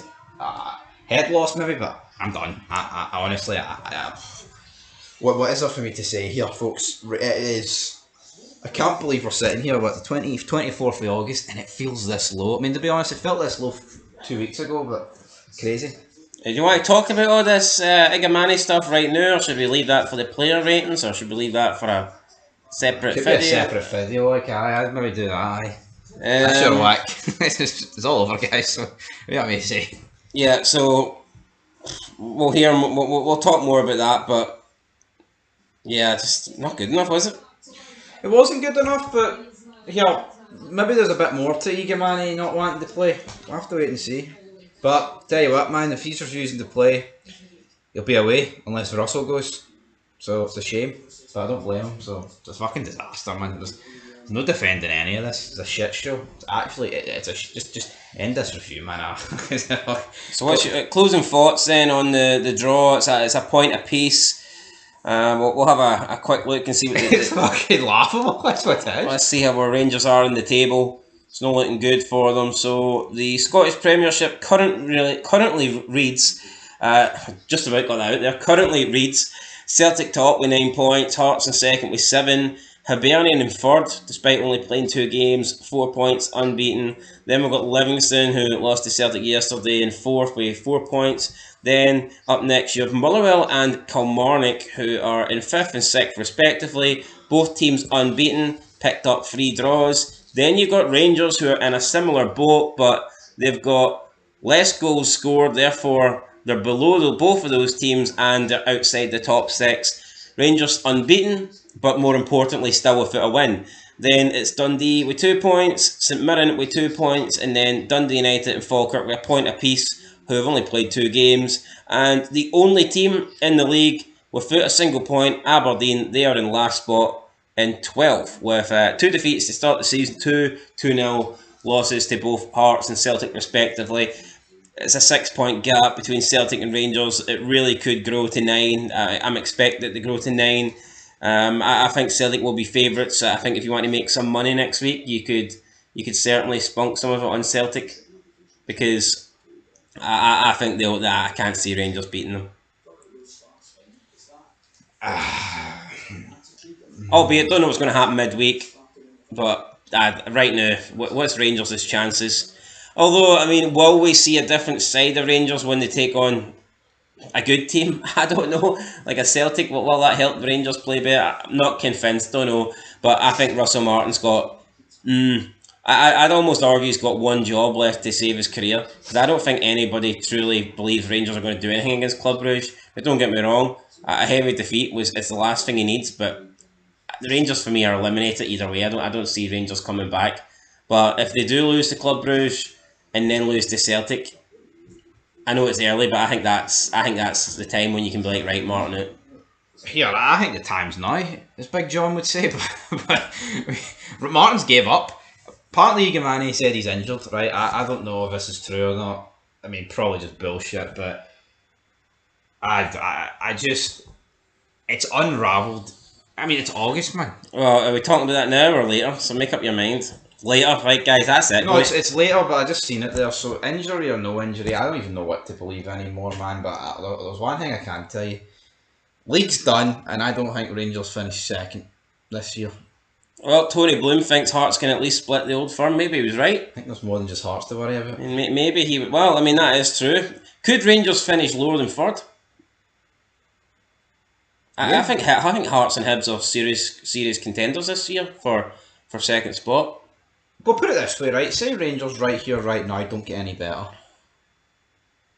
Do they finish in the top 6? You know what I mean? No, probably not. It would be sacked, right? That's the only thing. And I mean, people are hanging on to this. Well, we go through periods each season where, you know, we go on a 10-game unbeaten run. It could be 10 draws with this guy. Yeah. That's still an unbeaten run. You don't know what it could be. We've seen Hibs go on an unbeaten run last year. Yeah. There's no guarantee that that kind of run's going to get Rangers where they need to be. Last year between Celtic and Rangers was 17 points. It'll be more than that. 100%. If Martin's kept, it could be double. It could be 17 by Christmas. Yeah. Easily. Yeah. I mean, it could be 9 after match day 4. And we're just supposed to sit here and accept that. But I'm just supposed to sit here and be like, that's alright, Martin, you take as much time as you want. Anyway, guys, that's it. Player ratings to come, and also we'll see what's happening with this whole Igamani thing. But to me, that looks like probably his Rangers career's over. Well, he's taking the manager doing with him, so fair play to him, man. Anyway, guys, that's it. Catch you in the next one. Disappointing draw. I wanted St Mirren to win, had money on them. Didn't happen. It was only like £67, but still better in my bank account than Bet365s, but it wasn't to be, so just have to hope someone puts in a big £67 super chat to make up my bet. I don't like the year 67. Shite year, isn't it? Anyway, guys, till next time, peace. Some people called it ahead of time that this game had 0-0 written all over it, but I'm going to call it something else. I'm going to call it the worst Old Firm derby that I have ever seen in my life. Welcome back, guys, to Fog Football. It's finished at Ibrox. Rangers 0, Celtic 0, and you know what? 0-0 actually flatters both teams. They were shite. Both teams deserved to lose, and I think if it was possible for both teams to pick up 0 points, that's what I would be giving them today. They scored 0 goals. Most of the players will get close to a 0 in the player ratings. Just an abysmal game of football. Martin, not a clue what he's doing. Brendan Rodgers, probably the worst period he's ever had as a Celtic manager. It is diabolical. These are the two big teams in Scotland. These are supposedly the best Scotland has got, and no wonder Scottish football's in the mud right now. That people from outside watching this game, and this is supposed to be a good advert for Scottish football. Absolutely not. Then you factor in what happened midweek. It's diabolical. I think they could have played for 500 minutes, to be honest, and not scored a goal. Where was the chances? Rangers never had a shot on target. I think Celtic managed to get a couple, but I mean, one of them I don't even know if you would consider a shot. It looked like a cross. I think Butland had 2 saves to make. Schmeichel, I mean, he normally plays with his slippers on. He could have played without his gloves on today. He had absolutely nothing to do. Suter had the ball in the back of the net, but could not time his run. And that was like the only real threat in the game. That free kick that Suter scored. Yeah. And you know what? I'd love to sit here and say it's because both defences were playing like Maldini or whatnot, but it really wasn't. It was just absolute shite. But having said that, if I had to say who were the best players today, I'm probably looking at the players at the back. I'm probably looking at like a Liam Scales. I'm probably looking at like a John Suter. Yeah, Liam Scales getting absolute pelters, by the way. I honestly, first half he's way better than Vickers, by the way. He was the one stopping all the Rangers attacks. Any crosses into the box, he was the one getting to them. He was getting the blocks in. So yeah, no, Liam Scales actually had a pretty good game. And if you look at the goal that Suter scored, it's Carter Vickers that's marking him, not Liam Scales. So. Awful for Kasper Schmeichel, by the way. Yeah, he came out, got nowhere near it. But see this game though, it started alright. Like there was a bit of atmosphere, 50-50 tackles. You know, the crowd was up for it, both sets, and then it just died a death, man. What is there to say? And like people trying to spin a narrative that maybe Russell Martin he'll be the happy. How can Russell Martin be the happy of the two? Honestly, he can't be. We're 6 points back. If he's the happy of the two, then he should be sacked for that alone. Well, here's some of the stats. So Rangers had 41% possession. Celtic had 59. Rangers had 4 shots. Celtic had 5. Only 9 shots in total, and honestly, I mean, half of those that were registered shots, I mean, count. Celtic had 2 shots on target. Rangers had none. Yeah. 93 minutes at home against a shite Celtic team, and Rangers did not register a single shot. What would Rangers have done if this was a good Celtic team? Can someone tell me here? Well, yeah. Well, that is the problem here. Like, see if anybody wants to give Rangers like even a little bit of credit, the fucking reality is you will not see Celtic play worse than this in Old Firm. Now against Karat they were probably just as bad, but that's Karat. This is an Old Firm derby. Rangers for me in the first half did the bare minimum. They showed a bit of grit, but they did absolutely hee-haw, absolutely nothing, and it's actually just, I'm actually disgusted, man, because currently watching the F1, by the way, guys, which is a bit exciting as this match we're talking about. Not exciting at all, but I want to know how Liam Lawson and Carlos Sainz have literally lost like 15 seconds on everyone else. They hit each other. I was watching it there while you were talking. Well, that's my bet down the drain. Right, guys, send us a super chat. Sick of losing fucking money.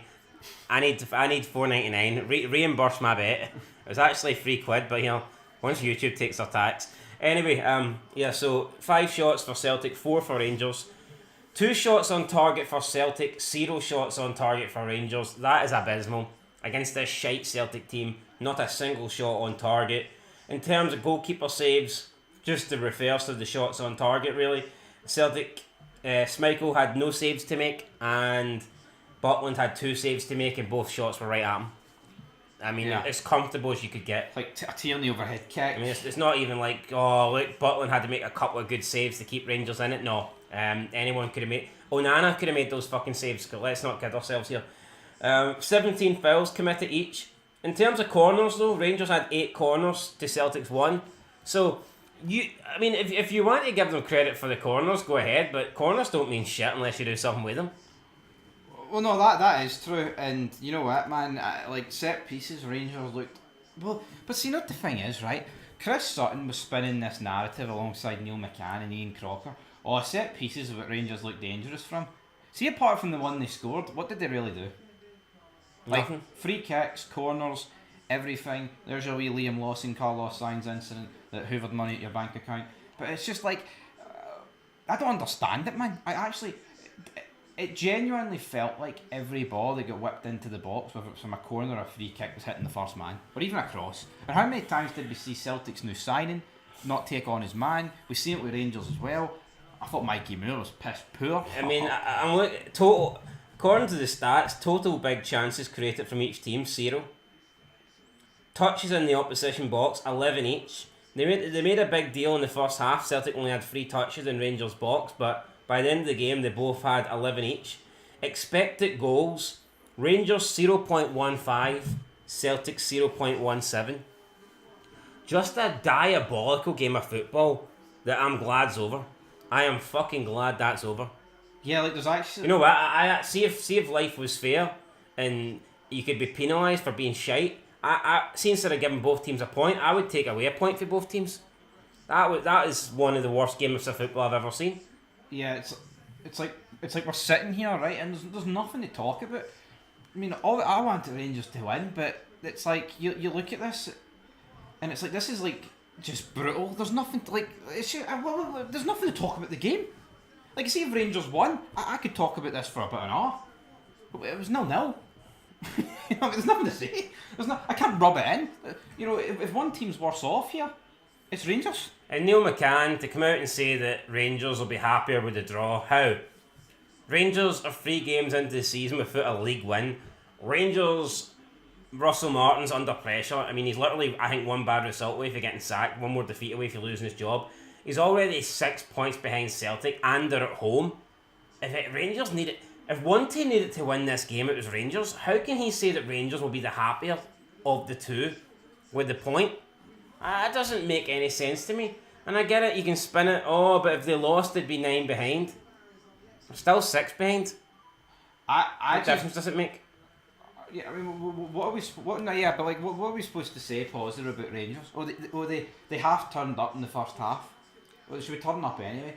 We've not even listened to any post-match interviews for Rodgers or Russell Martin. What can they say? Yeah, like, see if Russell Martin tries to spit.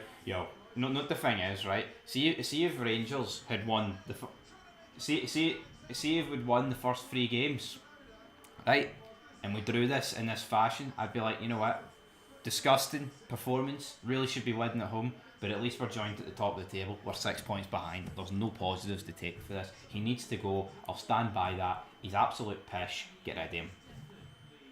Yeah, we might have a couple of anything you want to talk about here until I get these quotes up. The game was awful. I've genuinely nothing to say. It was probably the worst watch I've ever seen. And obviously, because my own team's involved, it probably feels a bit worse. We both watched that second leg. The thing is, you can get 0-0 draws that have good games. Oh, absolutely. And both keepers have pulled off some really good saves, and there's been chances galore. And but this wasn't it. This was not it. This was fucking abysmal. Yeah, honestly, folks. I mean, you will not get a worse game of football between the Old Firm than this. I don't know how Norris is 4 seconds behind Piastri, but there you go. Have we got some quotes here? I do know it's the worst start the Rangers have had in 42 years. I mean, that takes you back to, 1983? We made a video saying who will be Celtic... Well, we didn't make a video. We put a post up, and we'll make that video later on, I guess, about who will be Celtic's biggest challengers for the season. I think Hearts won the vote. I think they won the poll. I mean, based on this, is there truth to that? I mean, you talk about how important this game was for Rangers. Had they lost this game, they would be 9 points behind Celtic. Well, the next league game's against Hearts, and if they lose that, they'll be 9 points behind Hearts. So it doesn't get any easier for Rangers. It reeks of last season, where if Rangers lost against Aberdeen, they'd be 9 points behind. Only thing is, I don't see Hearts capitulating. That's the one I want to. I'm capitulating like my bet here, but I just really poor, man. Horrible game of football. I believe. Let's see what we got. What was your thoughts on Miovski? I thought he was good. I thought Rangers got a lot worse when he came off. But he got no service. Yeah. Okay. Well, I guess we could talk about the penalty incident. It wasn't a penalty for me, but here, if you're going to give penalties for certain things, then I think you need to be consistent. That's all I'll say on that. Yeah, I mean, what was it? Not much difference between that and what we've seen with Gassama, but whatever. Right, Brendan Rodgers, he's come out, he spoke after the game. He has said, quote, "I don't think it was a good game at all. Positive for us, we've defended well in the main at the start of the season, been very resolute. We didn't have any shots on goal against us, but our offensive game is nowhere near the level I'd like it to be at. It was a game that lacked quality. We've lost players that connected the game for us. When you go through a spell of games you're not scoring, it can affect other guys and they don't quite make the forward pass and they make the safe pass. That creativity has come out of the team, and we need to find those connections again. I'm very confident we will improve. We have to. That's not the Celtic way of playing. Competition is our best coach at times. We need to find that. Sometimes you need that stimulus of competition. End of quote. So, I don't know, at the end there, it's Brendan Rodgers almost trying to put Celtic's bad form down to a lack of competition. I mean, I don't agree with that at all. Right now, they are joint top of the Scottish Premiership. You know, they're not running away with it, so they've got competition in that regards. They were held to 2 0-0 draws against Karat in the Champions League playoffs, so they certainly had competition in the Champions League playoff. Or is he referring to the squad depth? Yes, I think he's referring to the players. But well, I was about to just say that, but you've right, stolen my thunder. I know, but I think that's an excuse to get players in board. Start backing me or I'm away. Well, no, but also... or things ain't going to get better. I feel like that's been the excuse for Rangers over the years. Oh, there's a lot of complacent players in there when you're finishing second. See, when you're Celtic, right, and you're winning title, cup after title, cup, right, etc., etc., there should be no excuses then. And I think Rodgers himself just needs to actually front a bit of responsibility and a bit of accountability. Yeah, when's this guy going to accept that here? That's 3 games. That's 3 big games in a row now where we've failed to score a single goal and we've been shit. Like, why is he not turning around and saying something along the lines of, here, I could sit here and moan about competitiveness within the squad or the lack of signings, but the reality is this is a team that's won 4 titles in a row. It's a team that wins trebles and doubles. I should be getting a better tune at them, because no, I'd never do that, because that would be him holding his hands up. You know what I mean, I call out Martin for not holding his hands up. Now, Russell Martin has come out and he has said the following, quote, Cyril Dessers has probably played his last game for the club. End of quote. 30-year-old who came on in the second half has been linked with clubs in Greece, Panathinaikos and AEK Athens. And according to Russell Martin, well, not according to him, but he has come out and said this, that Dessers has probably played his last game for the club. I think once you say that, the player's pretty much out the door. No, right, that's fucking horrific, man. You wanna know why that's horrific? Why is he coming on ahead of Danilo then? Aye. If Dessers is literally away tomorrow, because that's when the window closes, why is he coming on the track watching the F1? If Dessers is the kind of guy that would run on the F1 track, why is he coming on instead of Danilo? And I'll accept, Dessers is better than Danilo. But if Danilo's going to be here, why not bring him on? But that's Russell Martin. The guy's a FUD. The guy's been spewing this stuff about harmony and that the team, it'll be a lot better when we have players that are going to be here for the future. Well, Danilo's here for the future. You're looking to get rid of him. Yeah. Why is he not coming on? Look at Barami. Look at Tav. Look at guys like that. Raskin. These are guys that he's told can leave, but over the past couple of weeks he's still relied on them. All right, the day he made Raskin watch from the couch, but what's he actually said about the game though? Nothing about the game that I can see as of yet. Has he been sacked? He's not been sacked, no, but just came out and says that Dessers has probably played his last game for the club. Transfer deadline day is tomorrow. I would imagine that both sets of teams will want to get multiple signings in the door, especially if you've got players leaving. I mean, it's just a disaster, really, isn't it?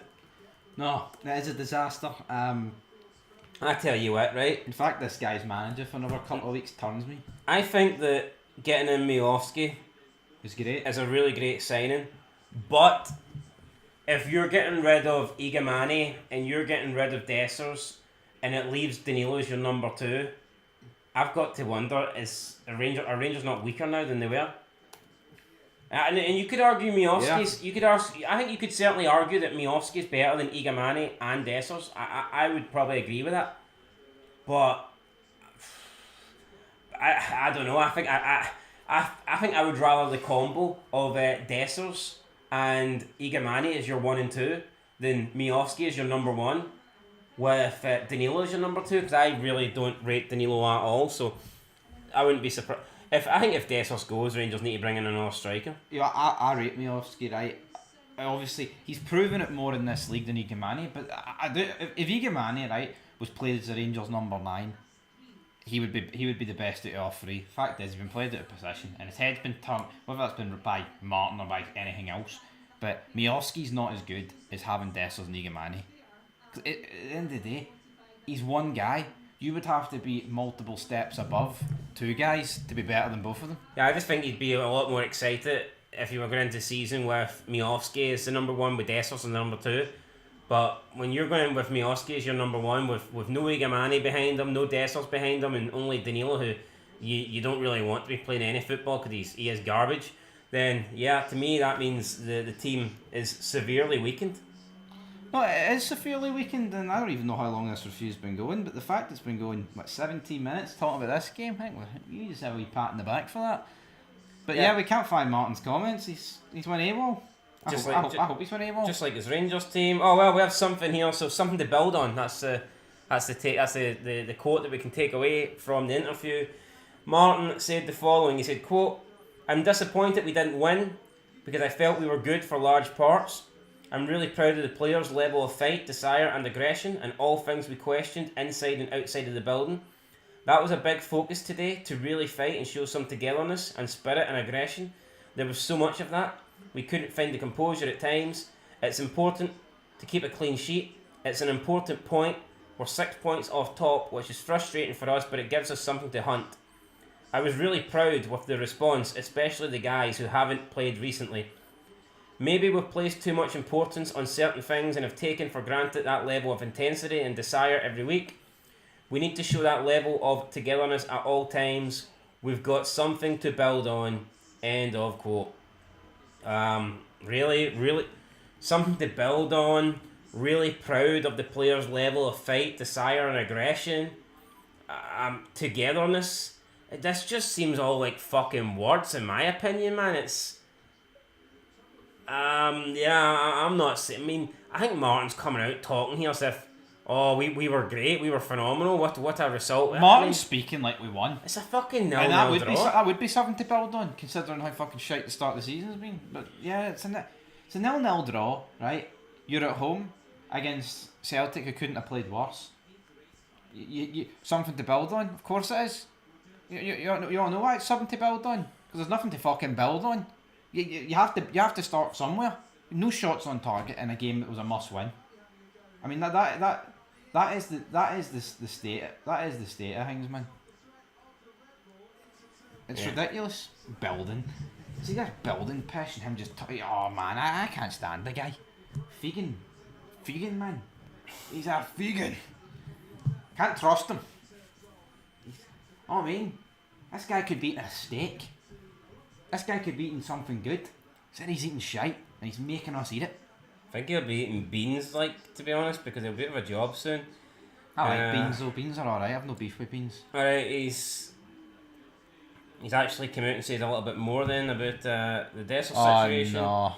He says, quote, "We've agreed something with another club. We'll see how that goes in the next 24 hours. And then we hope to definitely have a couple in, and we'll see what happens after that, depending on who goes where."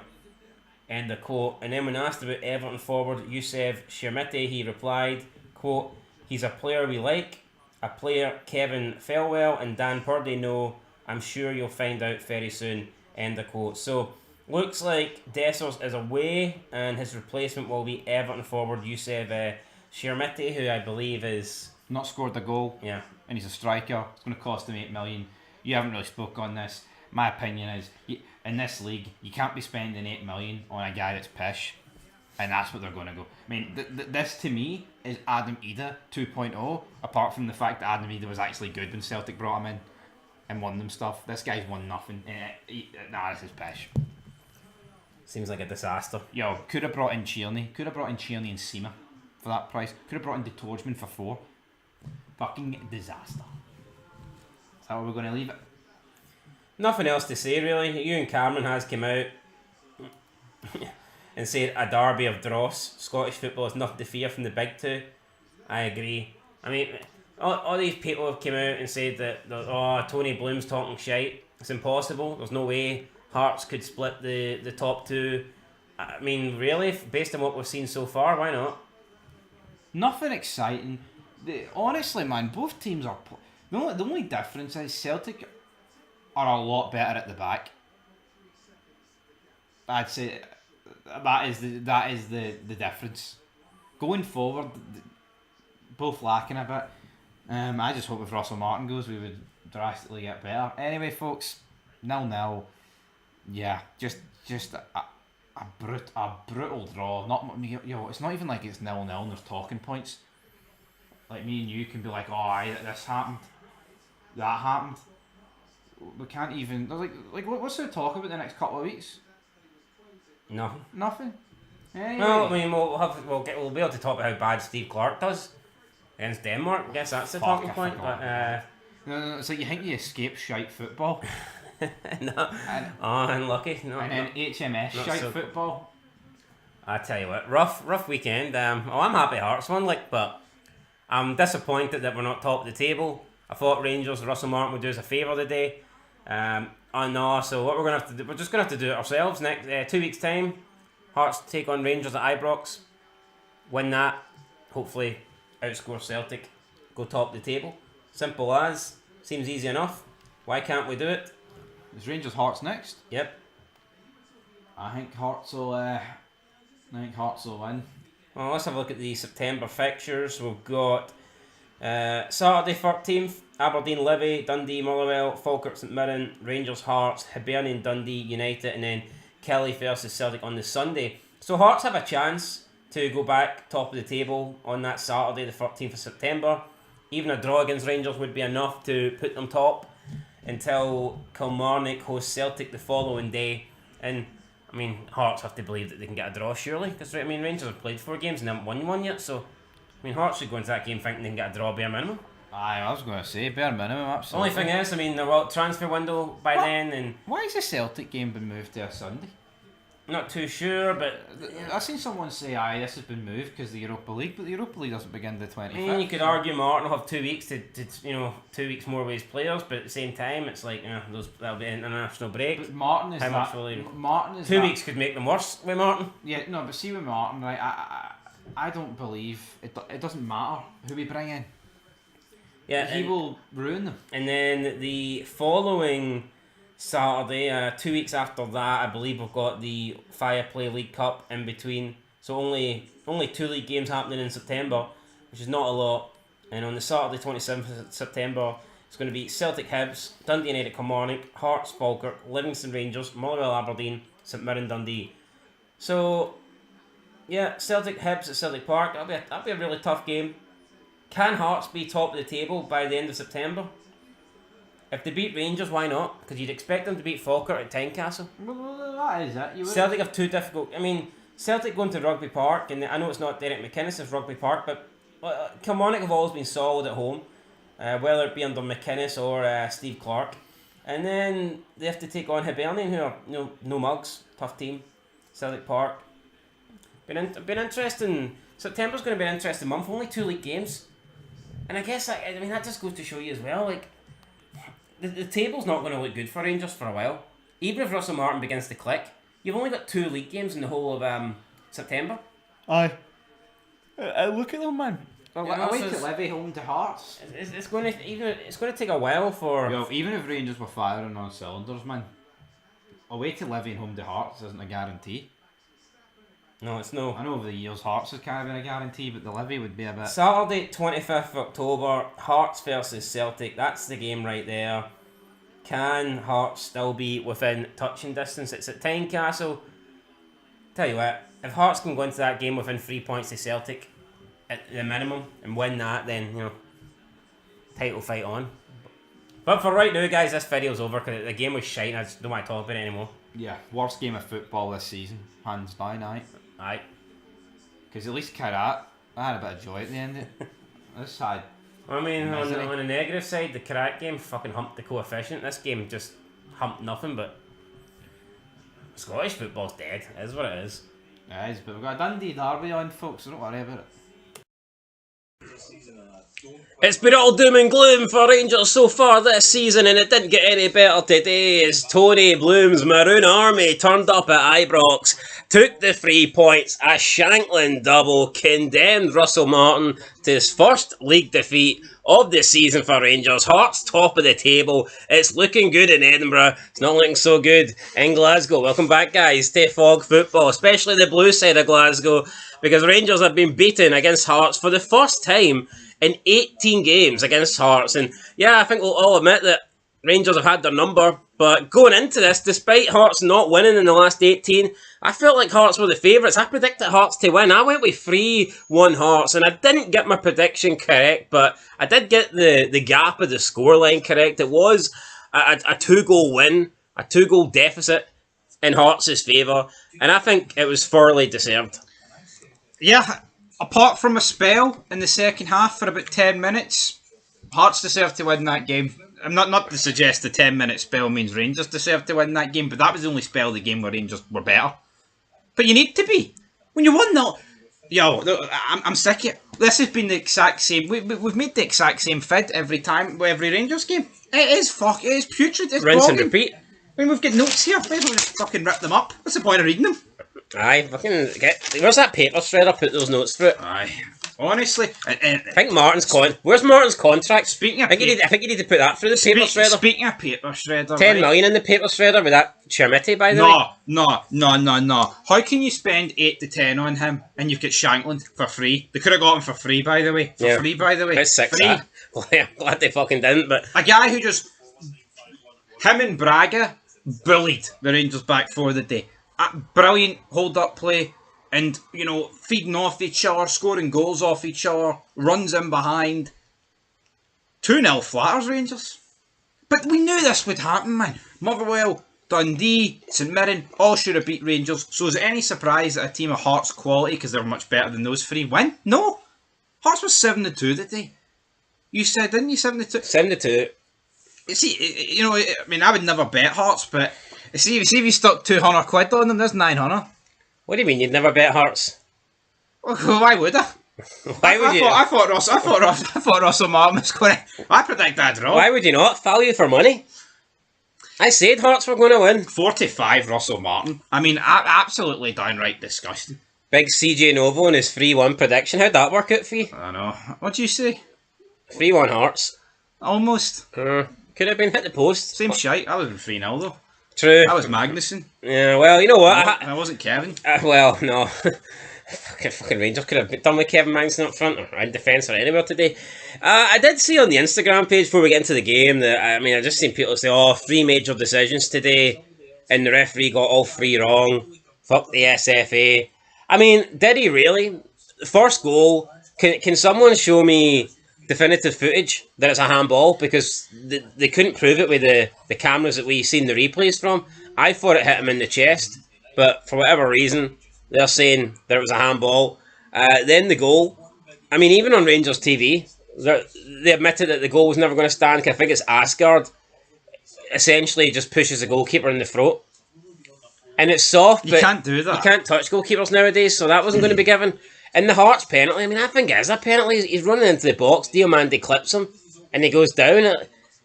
It's not the most Stonewall penalty I've ever seen, but the referee gives it, and I just don't think it was going to be overturned. I think it's sour grapes. Does Martin go? Yeah, I know it. Before we answer that, anybody using the SFA or referees or whoever as an excuse today, reel it in. Yeah, I think Hearts deserve to win, and I would give them some credit. Yeah. Rather than just claim the only one cause decisions went against Rangers. I thought the decisions were correct, to be fair. Yeah, I'm not coming out of this game thinking any of these decisions were shocking. I mean, from what I seen, the Asgard one hits him in the chest. The penalty that Hearts got, is it soft? Yeah, but Chris Boyd said, and as I said in my review, doesn't matter if it's soft, hard, boiled, scrambled. Well, it's an egg. I'd like to live in a football world where that Rangers goal counted. I'd like to live in a world where that wasn't considered a foul on the goalkeeper. But unfortunately, we've seen in football... Rangers TV said it should be disallowed. Yeah. And that's the proof here. So, yeah. Tom Miller, by the way. Look at Joe Rothwell. Right? I look him. And it was a goal kick for Butland and Joe Rothwell sitting there. Captain Beetroot, blowing his cheeks. Sitting in front of the back three and trying to put him over as if he's doing something amazing. Looking like fucking Thomas the Tank when he had the Pull Gordon's Express. Looking like a fud. Honestly, man, fuck him. Joe Rothwell, I actually thought Joe Rothwell I was thought he was actually alright. for the 5 minutes he gave us. I thought he looked alright. He's probably Rangers' best player. It was like Mike Tyson against Jake Paul for the first 10 seconds. It was like 94, and then it quickly became 2025. He looked alright until he started throwing punches, and you thought, fuck, this isn't the Mike Tyson we know. Anyway, Mike Tyson, he bit off more than he could chew against Holyfield. Rangers bit off more than they could chew today. Aye. Just wasn't up to standard. Martin wouldn't even bite the ears. He'd have to bite a lettuce or something. Nah, I think there was some. I do think there was some Rangers players that played all right, but overall, collectively, it was a shite performance. And Mikey Moore for me, wonder kid. I think not. How can this guy? Aye, bogging. Absolutely bogging. I don't know how he starts over. Curtis Finley even get brought on? Thanks. No, he didn't. Or Finley Curtis even? I gave up towards the end of this game. I don't even know who was getting subbed on or not. I know Barami came on for Rothwell, I think. Here you go, who's also a sub.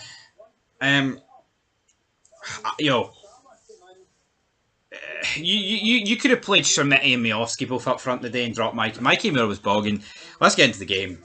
Shall we? There was Nico Raskin chance. Oh, wait, one last thing. Apparently Bonnie Blue was at Ibrox today. I pulled up my fucking bus, or bang bus. Could it get any fucking worse? Imagine that, Rangers fans watching their team get fucked on the pitch and they're walking outside to fuck that and probably catch about 10 million STDs. I mean, it's just not a good day for Rangers fans. No, but it's not. I mean, you'd be better with her in charge than Russell Martin.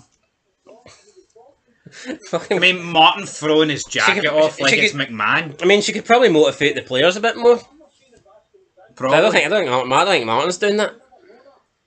Anyway, Bonnie Blue's a disgrace. We'd be better off not talking about her, and so's Russell Martin. So let's get into it. I don't know which one's going to go to Glasgow quicker tonight. I mean, I'd say Martin. Yeah, well, yeah, I don't think he's welcome in Glasgow right now, is he? No, he's not. Right. Just immediately for the get-go, Shanklin gets a shot, Devlin gets a shot. I mean, Hearts look good. Braga and Shanklin are just doing brilliant. Ian in the city centre on Super Scoreboard says Martin is too arrogant to resign. Maybe he's just too smart to resign, because why would he give up all the money? No, yeah. It's not arrogance. Back in the day when I was younger, I never really, thought about I thought, oh man, you should walk away. But no, see when you're older now and you actually understand money and finances and how the world works, it's like, Martin signed a contract. If the Rangers board want him to go, then they need to pay to get him out of there. That's a reality. You could say about Martin doing the right thing. How about Martin doing the right thing for his family, which is keep the Rangers job until he gets paid off. Lucy Pinder's made enough money, alright? Well, I mean, true, you can argue that, but here, if you had a big contract, would you walk away from it right now? Even though you've got a West Wing that's fully furnished? I would walk. If I was Rangers manager, I'd walk away. Because I know me walking away is the correct call. But he's not a Rangers man, so he wouldn't. The smashing machine just popped up on the screen. That's certainly not Russell Martin, is it? I can't be the movie The Rock lost all his weight for. Is it? I think so. The smashing machine. It doesn't even look like The Rock. No, it doesn't. Right, anyway, we'll talk about the Rangers game because it's really rock bottom for Rangers and Russell Martin. Yeah, really, really poor. It was. I mean, what is there to fucking say, guys? I mean, I'm done. I mean, it's like it's just repeating the same shite. Hearts dominate it, right? You had Shanklin just bossing Suter and De Giga all over the pitch. Gazma had a shot block. I mean, right. The only Rangers chance for like the first 45 minutes was a mistake for the Hearts goalie. What's his name? Shalolo. Shalolo. Right, he gives it away down the left, cuts in, fizzes it across. Gazma tries to hit it and just completely mishits it, and then that's it. There's nothing there. Easy ball over the top. Braga takes it, brilliant. Just waits, slides it through to Lawrence Shanklin, and then what does Lawrence Shanklin do? Weak foot finish, bottom right hand corner. That is a difference maker. Guys should have been signed up. I don't care. It was almost too easy for Braga and Shanklin. Yeah. I mean, Braga took the ball into the box, just wait it. And this isn't me downplaying Hearts, right? But I don't think Hearts were that good today. But you don't need to be to beat Rangers. You don't. I thought they were decent. Yeah, but they weren't great. No, they've done the basics. Probably not great. Like, do you not remember though? Like a couple of years ago, the GRR era, right? No, see, apart from Celtic, no team in the league dominated Rangers. Every team dominates them now. Stephen Presley dominated them. Yeah, reality is Rangers have 4 points and they're lucky to have 4. Yes. I mean, very lucky to have 4. Right, you've got the notes. What happened next? They scored. Good goal. Can't complain from a Hearts perspective. From a Rangers perspective, you can. I mean, yeah, not long after that. I mean, you got to give Hearts credit for the press as well, to be fair. Yeah, entire game, press Rangers. Rangers couldn't really play it for the back. When it didn't have any space. Even when like balls were getting launched up, Rangers players were unable to win them, and even the ones that they did win, everyone was being contested. Whereas we didn't really have the same pressing or the same urgency for Rangers. It felt like Hearts had more time on the ball and were able to just control the game more. We did have I don't know if it was a strike or a cross, but Asgard hit the bar. I personally thought it was a cross, but here if it was a shot, then fair play to him because it's a pretty good one. But Chalot managed to just tip it onto the bar, so yeah, that kept the scoreline at 1-0 Rangers. 1-0 Hearts, sorry. I wish it was 1-0 Rangers. You know what, man? A lot of people are happy in a way because they believe this is going to get Martin sacked. I'm not convinced, you know. Do you think this gets him sacked? I don't think it's getting him sacked. No, probably not. But if we go at the cup to Hibs, I believe that will be it. Right, moving half time. I can't see your notes. Right, give me my own writing here. Those notes I've got my own fid to upload. Those notes are disgraceful. Miovski, he had a shite header, didn't he? Miovski didn't really do much today, but I mean, you could say. He did. Yeah, I mean, you could defend Miovski and say that the service was crap, which wouldn't be lying. Do you not think, though, right, there's a few players that Rangers have signed that are good, it's just Martin shite? I mean, we're talking about a lot of internationals here. Like Derek Cornelius, right, yeah, it's first game of the day. Asgard literally scored 4 for Norway, right? Suter had a great couple of games for Scotland. Miovski's always, I mean, he knows this league, should be good. Other guys, man, it's just, I can't believe how fucking bad it's become. Honestly, fucking tragic state. And that's the notes ripped in half. Well, the part that I didn't need, and then I've ripped actually more than I should have. But Ant-Man and Cornelius, come on. Conceding had a shot cleared off the line. I think it was Suter that cleared it. I thought him and Braga looked really good today. I think Conceding, he was good, but he held on to the ball a wee bit too much, I think. Rothwell, come on, guys. Yay, for Connor Barron. Probably Rothwell's best performance for Rangers. Yep, only lasted 5 minutes to be fair. Now this was around the period where Rangers got good. I'll say good, I use that lightly. They had a penalty shout, we've both agreed, not a penalty. Gazima hits the post, decent effort from him. Rangers are dominating here, then you get the disallowed goal for Asgard. Again, you just can't touch goalies. And I think you can get away with hitting goalies if it's if it tends to be where if there's 5 or 6 bodies around the goalie, you get away with them. But see, when it's one-on-one, then when it's one-on-one, you're never getting away with it. I mean, he was going for a choke slam almost, and I think this changed the game. That goal got disallowed. At this point, it was all Rangers to be fair. It was like a 10-minute spell. Rothwell was down injured. Don't really know what. Does he need beetroot injected into him? I'm not too sure. The reports are telling me that there's been a sacking. Let me just see here. Who? Look. Nah, it's fake news. Who said? Seen a couple of comments there saying he's been sacked, but it's not happened. Well, no yet. Fucking, that's the happiest I've been in months, and you've just pulled it from under me there. As Donald would say, it's fake news. Fake news. Right, something that's no fake news. Shermitty's an 8 million bag of shite. I've written that in my notes. This guy looked brutal. Yeah, they put over the size of him, but he got fucking bullied. I know. He's a big guy. Well, he was constantly on his arse. Every time he got challenged, Hold on, were you reading that comment that said Rangers have parted ways with Russell Martin there? No. That's alright then, because it said Bonnie Blue was appointed as the new manager. Anyway, right, Diamande files Jack Milne. Do you agree, penalty? I do, actually, aye. Soft though. But Jack still, Milne? Aye, was it Jack? Harry Milne. I said Harry. Then you went Jack? Aye, because I thought you said Jack. You said Jack. Either way, it's a goal for Jack Joe. Milne plays for Aberdeen. I mean, come on. I put a bit of respect on Harry. Then again, I did get the Yenge brothers wrong, so... By the way, anyone surprised that the Yenge derby finished 0-0? Fucking not. No. Right, Shankland steps up. Saved.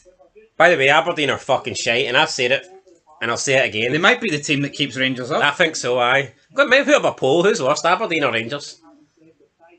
I can't wait for that game. When do they play each other? Is it soon? I don't want to know. It'll be a belter. I'm sticking £100 on 0-0. I mean, they're actually celebrating the fact they drew. Well, the fans aren't, but pundits are. Trying to put them over. Oh, first point of the season. Really?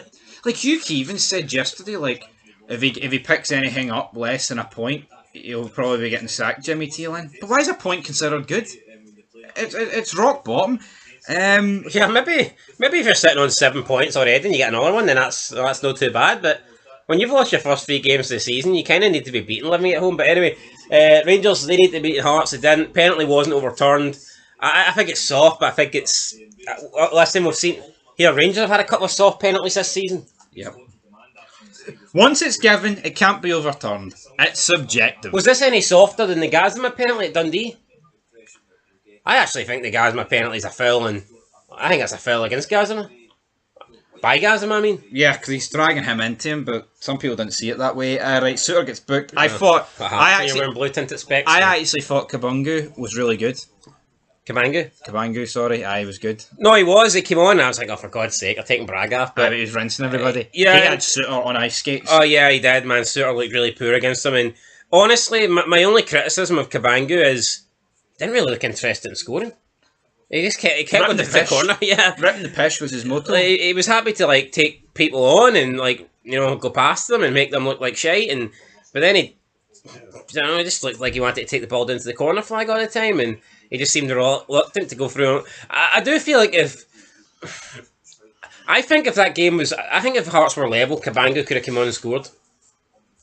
Yeah. But I think because it was 2-0, he just... I don't know, he seemed content just wasting time. He did. Barami hit the bar, even though he didn't.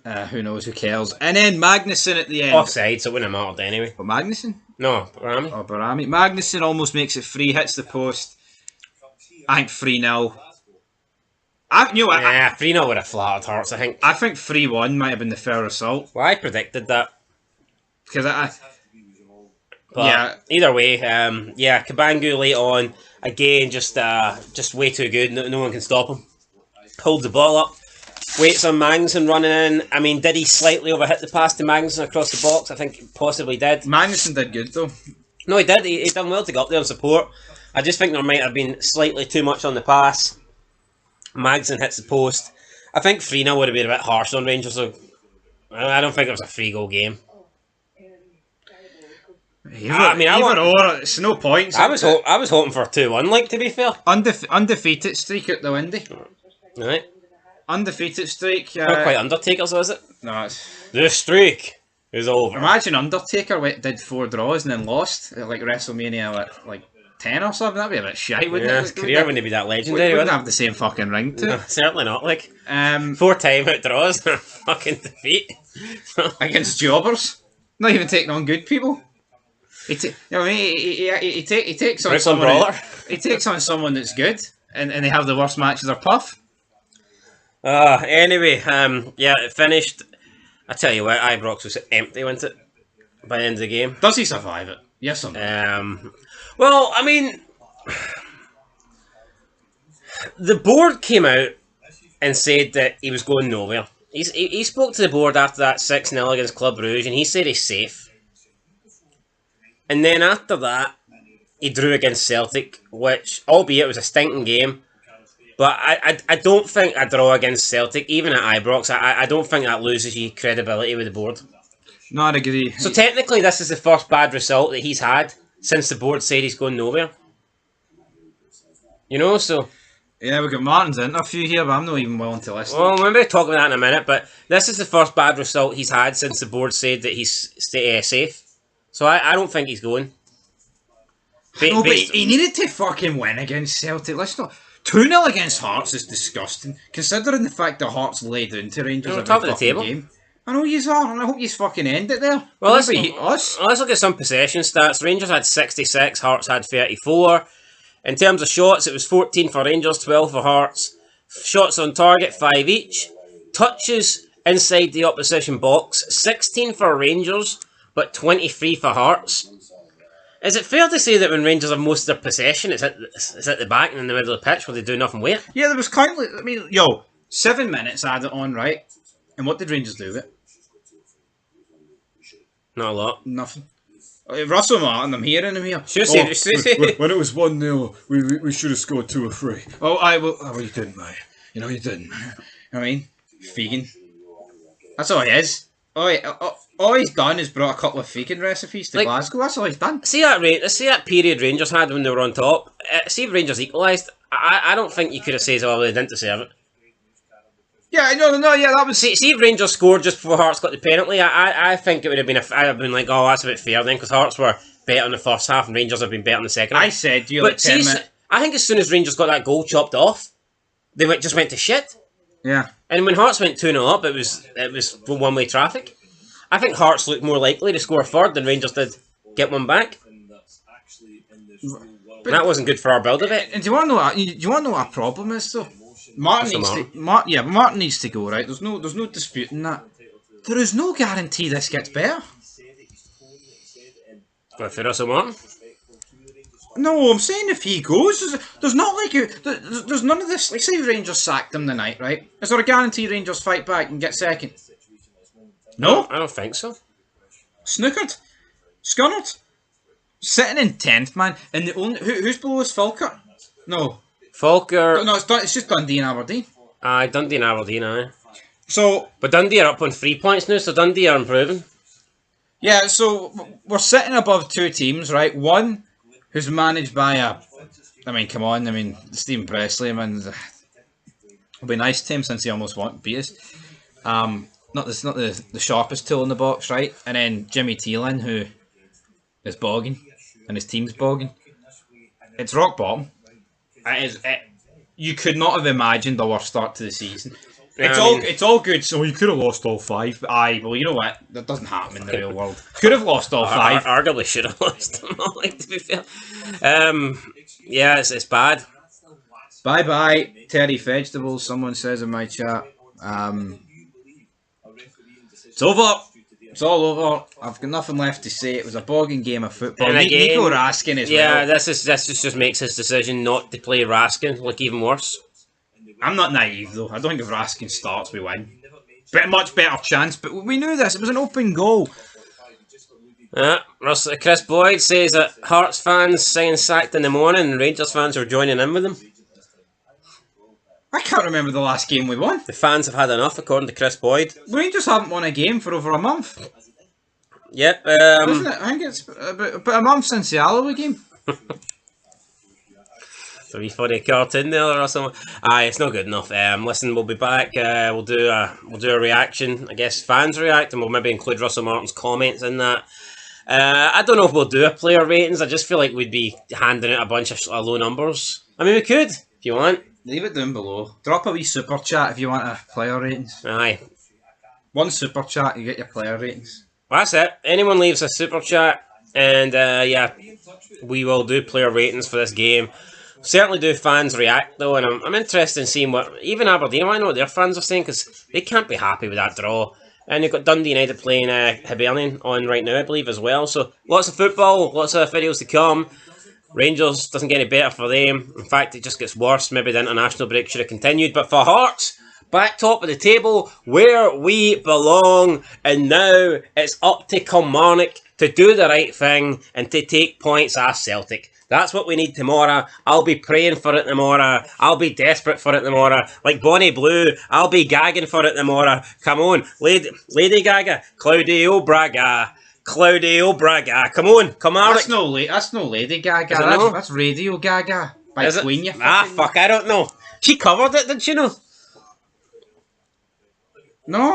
she didn't. I don't know. I don't listen to I would argue that was a missed opportunity though, for her not to cover it.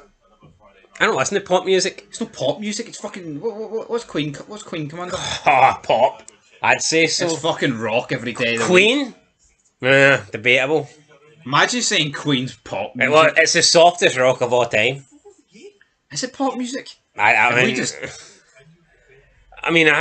wouldn't really consider Queen a rock band. Like, hold on. No, they are. Because in GTA, I don't give a fuck if they're on the Rock Channel. GTA, they're on Los Santos Rock Radio. That tells you all you need. They're not on non-stop pop. Are you trying to tell me there's no pop artists though that have rock sounding songs? Of course. Aye. Aye. Aye, so there you go. Well, Russell Martin's got one. Rock bottom. So we'll end it there. Anyway, that's it. Till next time. Peace. Livingston 1, Rangers 2. Welcome back to Fog Football. Oh, hell yeah. Russell Martin has got his first win in the league as a Rangers manager. Took right to the end of September to get it. But, Russell Martin, thank you for the memories, but it's still time to go. Let's not try and spin this any other way. And the thank you for the memories. The awful press conferences, the awful football, the wasting of wads of cash on anxiety-riddled players. Thank you, Russell Martin. Thank you for the specs. Thank you for opening a whole new door to Fegans, right? Banter aside, this guy still needs sacked. Rangers closed the gap to Celtic this weekend to 7 points. Alright, I'm not here to gloat, I'm just stating facts, because I'm in no position to gloat, right? He needs to go, bring somebody in who could actually do a bit of damage, because that performance today was bogging. Martin's like, oh, that's exactly what we need. That was brilliant. That was fantastic. No, it wasn't, right? Russell Martin, you need to reel it in, buddy. See if we won like 4 or 5-0 today and he comes out and says what he said post-match, I'll accept that, right? That was 93 minutes of the exact same horseshit we've been served up this season. Let's not try and spin it any other way. It definitely wasn't the worst performance of the season, right? I think we did create a few more opportunities in some of like the worst performing games, but let's not pretend it was anything different.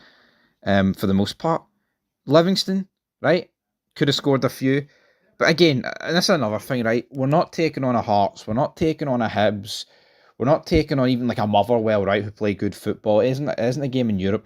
Livy are a bogging team to watch. We know this. We know how Davy Martindale sets up. I'm not sitting here bashing the guy. He sets up how he thinks best that he's going to win a game of football, and I admire that because it's worked for him at Livy for a number of years. So fair play to Davy Martindale, right? So they're never going to get a whole host of opportunities, right? That's never going to happen against Livy. They did get a few. They were a nuisance for set pieces all game. Jack Butland, they capitalised on his distribution that was, inadequate to say the least. But yeah, well, let's get into it. So the game, starting 11 for Rangers: Butland, Tav, Suter, Cornelius, Magoma, Raskin, Connor Barron, Asgard, Antman, Miofsky, and Gazima. It's no Gazima, it's not Gazam, so yeah. The game starts off, Stevie May pretty much gets an opportunity straight away. Jack Butland saves it. It's a simple enough save, as long as Butland makes himself big, but also like doesn't allow the ball to nutmeg him. It shouldn't go in. Decent save from him.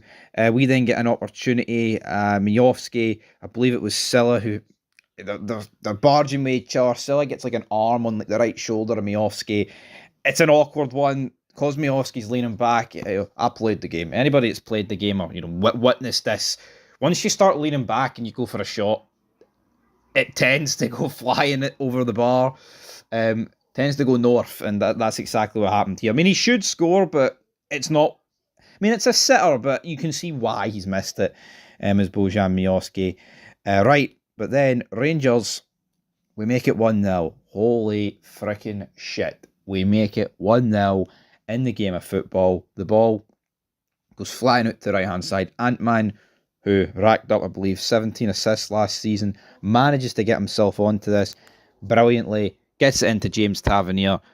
Now, this isn't me bashing Tav, but again, why is he there?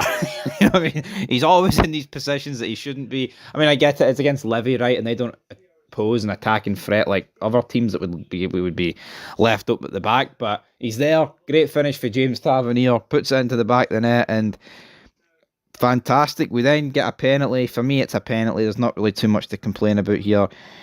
They're never in a million years. Once they go to the monitor and this is slowed down, it's always going to be given. No complaints here. Tav then steps up, and this is where I've got a complaint because Big Pryor, he saves it. Goes straight down the middle, and he gets his legs to it. Again, Tav, his penalties, I mean, he still scores the odd one, but I feel like for the most part, he's beginning to miss more and more. And I thought this couple of minutes spell for James Tavernier kind of just sums up where we are with him. We then scored another goal with Cornelius, but that got ruled out. And again, we needed that 2-0 buffer. Even though we've been brutal, right, and we have been shite, if it went 2-0 with the penalty or the Cornelius goal that got ruled out, for me, it's game over. It is. And that's not me. You can't say that. Your team's pish, right? I'm fucking more. I've accepted that on more than one occasion this season, right? But Rangers 2-0 up to Livy. I just don't see how Livy get back into it. I don't, because they would have to open up. And as bad as we are, it would have probably been more than 2. But no, it remains 1-0. That took us into the break. Livingston, though, they huffed and they puffed. They got a few more opportunities. I thought Stevie May was all right, posing a couple of threats. But they picked up a booking pretty much straight into the second half. We Finlayson picking up one there. Stevie May also got booked earlier on. There were a few meaty challenges. Barami was the only guy that picked up a booking for Rangers. But the problem is, I thought in spells we were all right, and then there was just other spells we were hopeless. Just giving away the ball cheaply, losing at Makoma, I thought was pretty bad for that.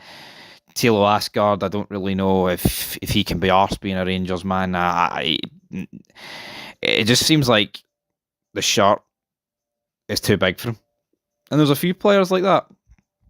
And there just is at this club. And I mean, Martin can use see the whole anxiety excuse, man. That's all it is an excuse. And I mean, the fact that people be like, oh, back in the day, it was just diagnosed as you had a crazy uncle or a crazy cousin, right? Seeing the big 2025 in recent years, mental health, anxiety, everything that comes under that umbrella, it just gets over-exaggerated, right? It really does. You can like it, you can fucking hate it, my opinion in that, right? It just has been.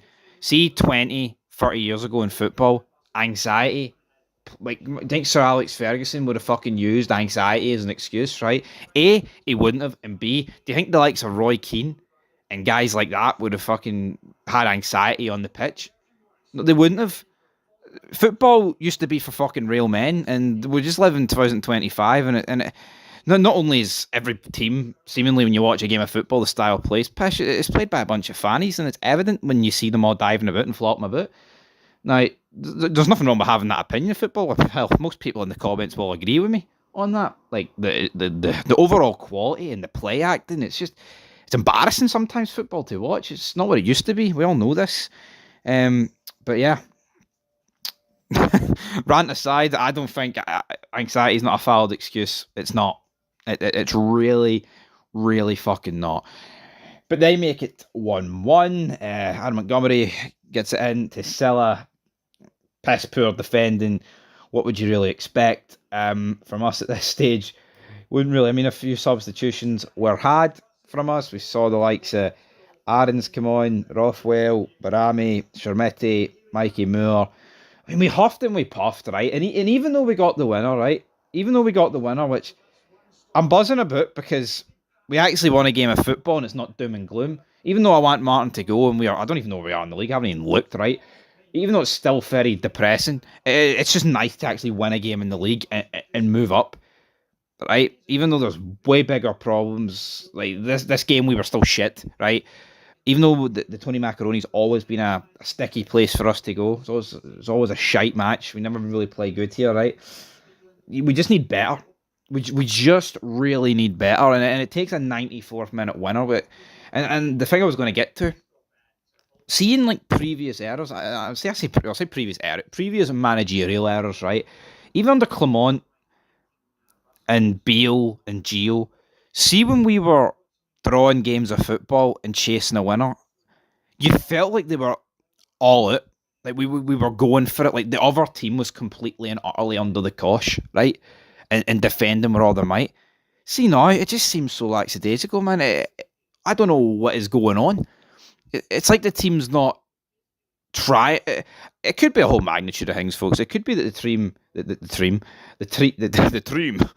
team, right, can't be arsed like they're not playing for Martin, which I mean, there's a massive case for that.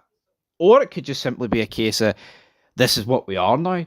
It's almost like there's been that many draws and defeats, especially this calendar year, man. If you look at the record, it's atrocious. Well, there's just this there's no real drive from within the manager, the team, etc., to go and get these 3 points. Now, I'm not saying Martin wouldn't have fought here. Martin obviously needed a win today, as we all did. But I don't know, am I the only person that thinks that? We got the goal eventually, but I don't watch us. Like, I watched the Arsenal-Newcastle game today, right? They ended it. Arsenal were absolutely... Like, both teams, not even Arsenal, you know, it's a bit unfair to label it's just Arsenal, but both teams, when they're getting throw-ins, man, or set pieces, or free kicks, whatever, you name it, they're taking it quick. They've got a bit of pace at the end. They're desperate for that goal. And Arsenal got that goal. See, from us today, it was almost like, oh, well, if we draw, at least it's a point. That's what it almost felt like. And it's felt like that all season, man. Like the St Mirren game, we're just, you know, it's like you get into the 89th minute, you need a goal. And Tav's like, no, don't you take the throw in. I'll take it. And he jogs up. It's like, we really need to cut that out. But yeah, we won. I'm happy about it. But again, there's only so happy you can be. I look at the league table right now. We're 8th. You know, we're 8th in the table, and the 4 teams we're above consist of Aberdeen, Falkirk, Livy, and Dundee. The 4 teams that are going to be in a relegation scrap. So, again, can't be too buzzing about it. But yeah, like I said earlier, Rangers closed the gap to 7 points to Celtic. I mean, it is still 9 to Hearts. I mean, hopefully that will just naturally get closer as the season goes on. If we sack this guy, if we don't, I don't really know what's going to happen. But like I said at the start of this review, man, sack Martin, bring someone good in, and see 7 points against a Celtic team that's, let's face it, folks, mediocre. Most Celtic fans in our comments, 90% of these would agree with that. Celtic do not look that good. I thought Celtic were alright yesterday. I watched Sports Scene earlier on. I thought Hearts were good. Kelly were really good. Celtic definitely deserved to beat Hibs, but it was just one of those days. But the problem is, there's been a lot of those games for Celtic would have drew 0-0, albeit they're not quite as create as many of these opportunities. But if this 0-0 happened without any 0-0 this season, it's one you'd be able to accept. But Celtic begin to look very toothless up front. There's definitely an opportunity for this Rangers team with a good manager to turn this around and make a real go of this season. But with this guy, I don't know what's next. All I know is it's not pleasant, it's not very good, and we're delaying the inevitable. And it's time to go for Russell Martin. Anyway, that's it. Livy 1, Rangers 2. I'll probably review this game later from my own channel, but what have I not talked about in this game, in this review that I could talk about in my review? I don't know. Anyway, peace. Another poor performance, more points dropped, and one more disaster. But could this be the final disaster for Russell Martin that sees his managerial spell at Rangers finally come to an end after only a few months? Welcome back, guys, to Fog Football. Rangers have dropped more points yet again. It finished in Falkirk. Falkirk won, Rangers won. At one point, it looked like Rangers had a chance to reduce the gap to their rivals down to 5 points, but by the end of the 90 minutes, it actually expanded and increased up to 9. They now found themselves 11 points behind the league leaders after only 7 games in? That is an absolute disaster. Doesn't seem possible. And when you factor in the fixture list, I mean, this was a very kind run of fixtures for Rangers. I think if Rangers looked at this at the start of the season, they'd have probably been hoping I'd say out of 21 points, Rangers, probably would have been hoping to be sitting on, I would say, about 19 points out of these. Maybe 17 points. 5 wins and a draw, 2 draws, that would have been worst case scenario. Instead, they find themselves with 8 points and in the bottom 6. Yeah. Absolute disaster. Haven't been to Easter Road, Tynecastle, Pittodrie, Tannadice, Celtic Park, Rugby Park. I mean, yeah, it wouldn't be acceptable if we did go to all those 6 places for the start of the season. But we have not been anywhere tough domestically, and we just haven't been. Falkirk, Livy, 2 newly promoted teams. When you spend the amount of money that this prick spent, it should be tough. Motherwell, here, two guys implementing a style of football on the opening day of the season. I know which one's fucking looking good now. I mean, yeah, he's got a lot of draws, but he's still better than this. Oh, guys, well, where do we go here? Come on, someone hit me with it. Well, Is he gone? He has to be gone. I'm sick of it. Are you not sick to fucking death of these reviews and these matches just being this? Like, are you not? It's not good to talk about. It's not.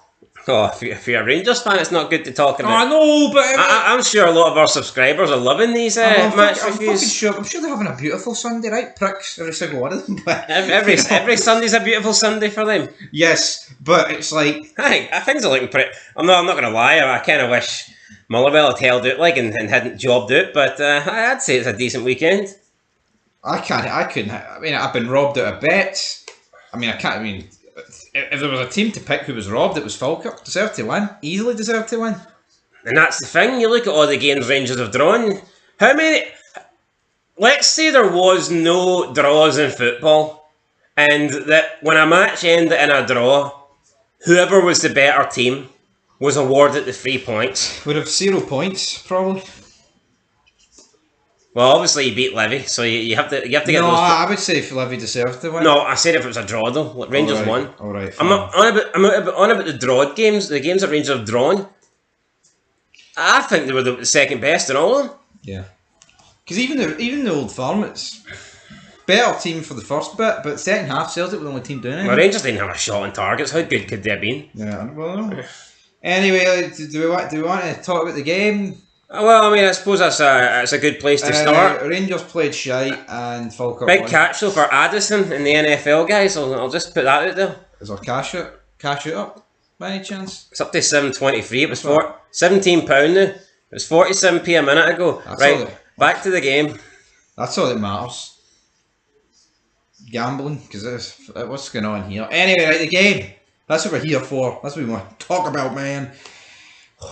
Right. Right, well, Rangers up until they scored, I think, done absolutely nothing. It was all 17-0 in terms of crosses to Falkirk. At what point is that acceptable? Well, it's not. I don't think it's acceptable at all. No, it's not. There's no way to spit. Falkirk shouldn't be having more crosses than Rangers. But to be 17-0 up is lunacy. Incredible. Shite. When you're looking at the Falkirk chances, every time Wilson cut in, it looked like he was going to score a goal. Cornelius, everyone's bloody kissing this guy's arse. Yo, he set up the goal. Is he probably our best defender? Does that mean anything though? Does being our best defender mean anything? I thought this guy was getting ripped to shreds by this Wilson guy down the left hand side.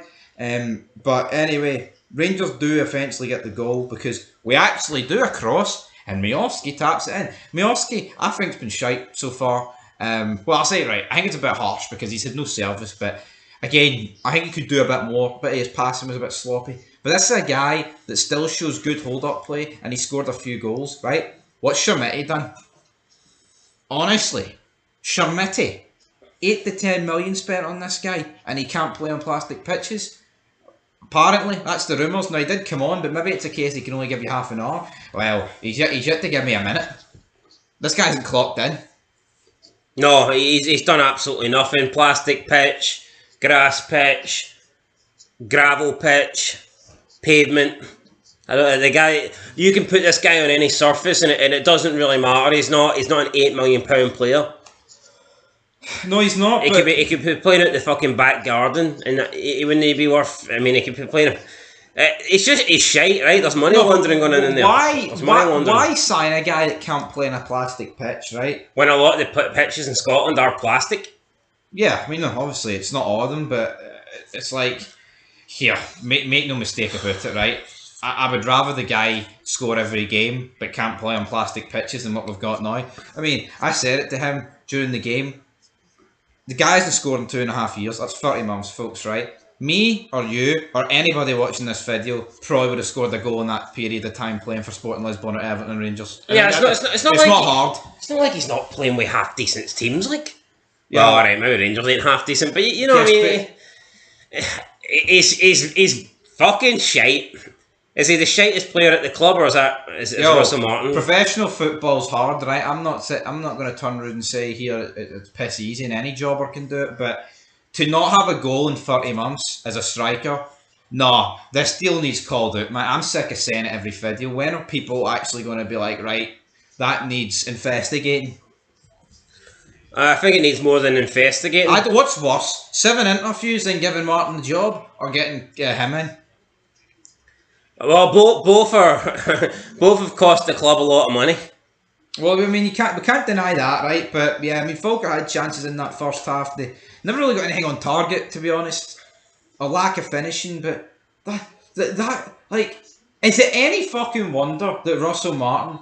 No, is it? Do you not think it's actually insane that Russell Martin got as many points as he did in the Premier League last season, considering like how much better the Premier League teams are compared to his Southampton team? Here you've got a team that on paper is easily right. Well, you say he didn't get that many points, did he? Oh, I'm surprised he got any.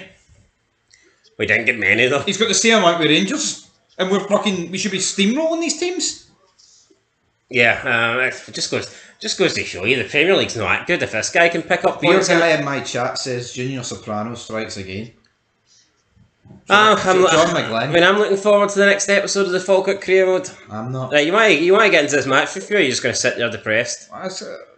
Yeah, I've already talked about the first half. Where have you been? You're too busy on the fucking Minnesota Vikings versus the Cleveland Browns. I mean, what about Russell Martin and that wee jump he did to try and catch the ball? That's the best thing he's done at Rangers. I mean, honestly, yeah, I mean, it probably is. But right, second half, let's get into it. They get an early corner. Unlucky to be 1-0 down at the break. Very unlucky because only one team was looking like scoring in the first half. Yeah, and then I think pretty much up until Schmidt got like a shot in the 70th minute, Rangers didn't have a shot. So just 25 minutes of a Falkirk onslaught. You've got Graham missing a header, and then you get the goal, right? Cartwright leaves. To see Diamondi, he's pish. I don't want him to play again for the. There's so many players I don't want. Are the days where he would go for 8 figures gone in your opinion? Or? I tell you what, right? I would say so.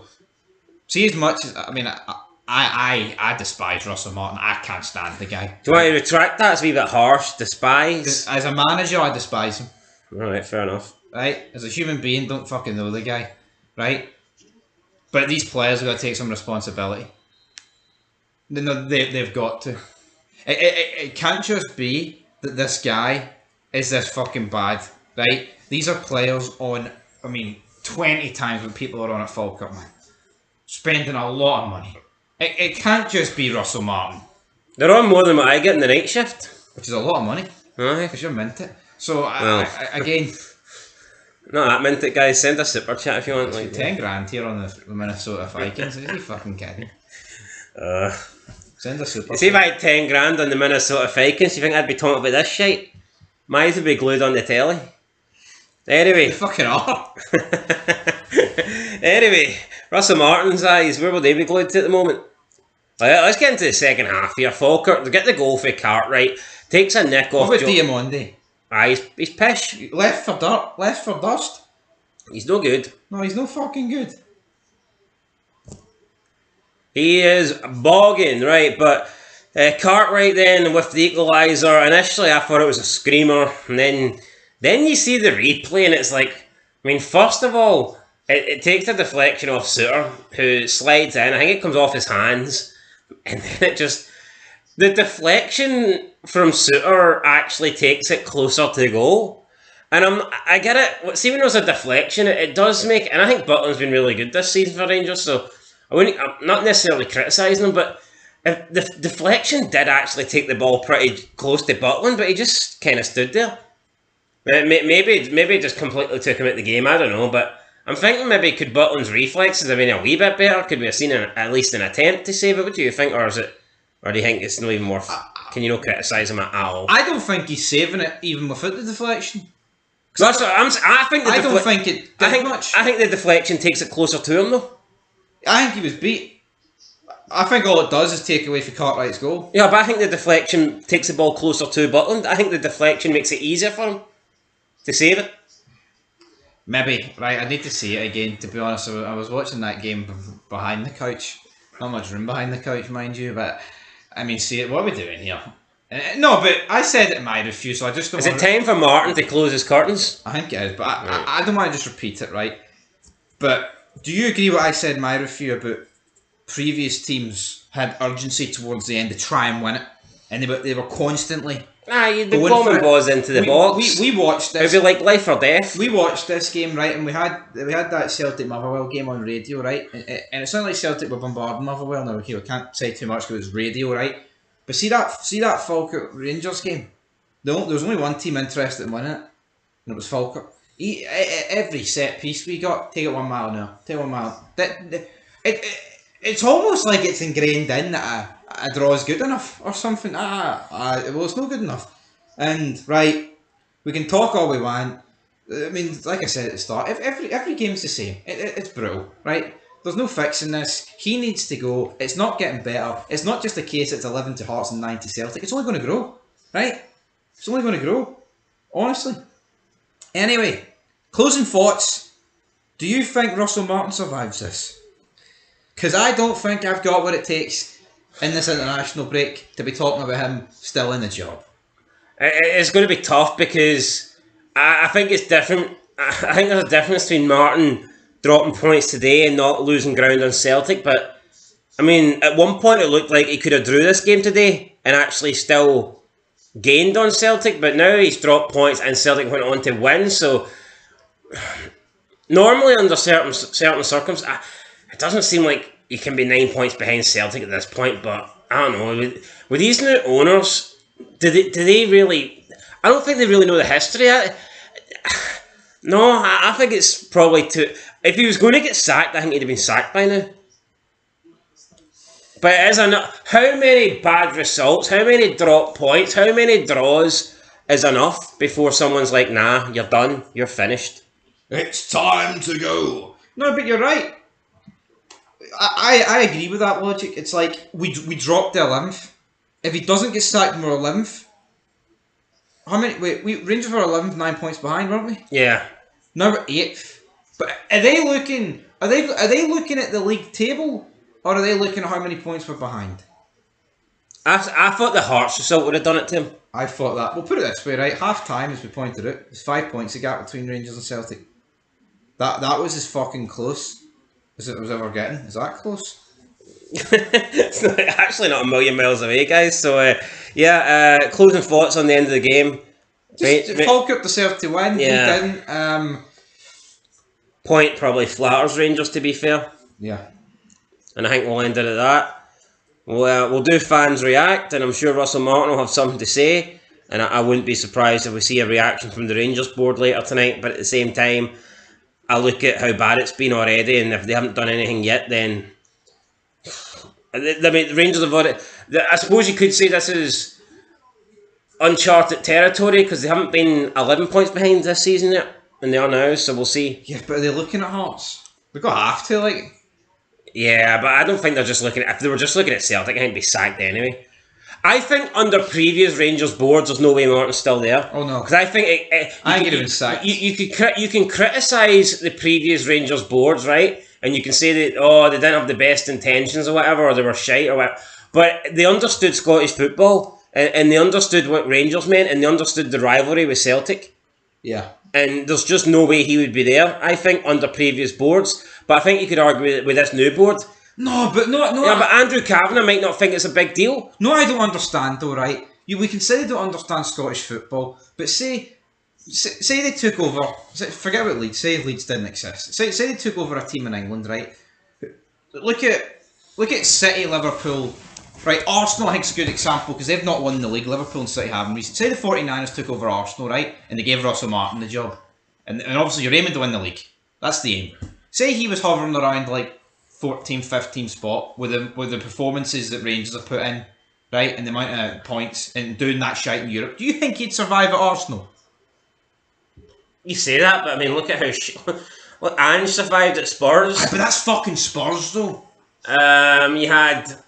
The reason I didn't mention Spurs, they won a European title at the end of it, by the way. We're not going to win a European trophy at the end of it. And look how quick Levy was to get rid of managers. And Ange survived a long time.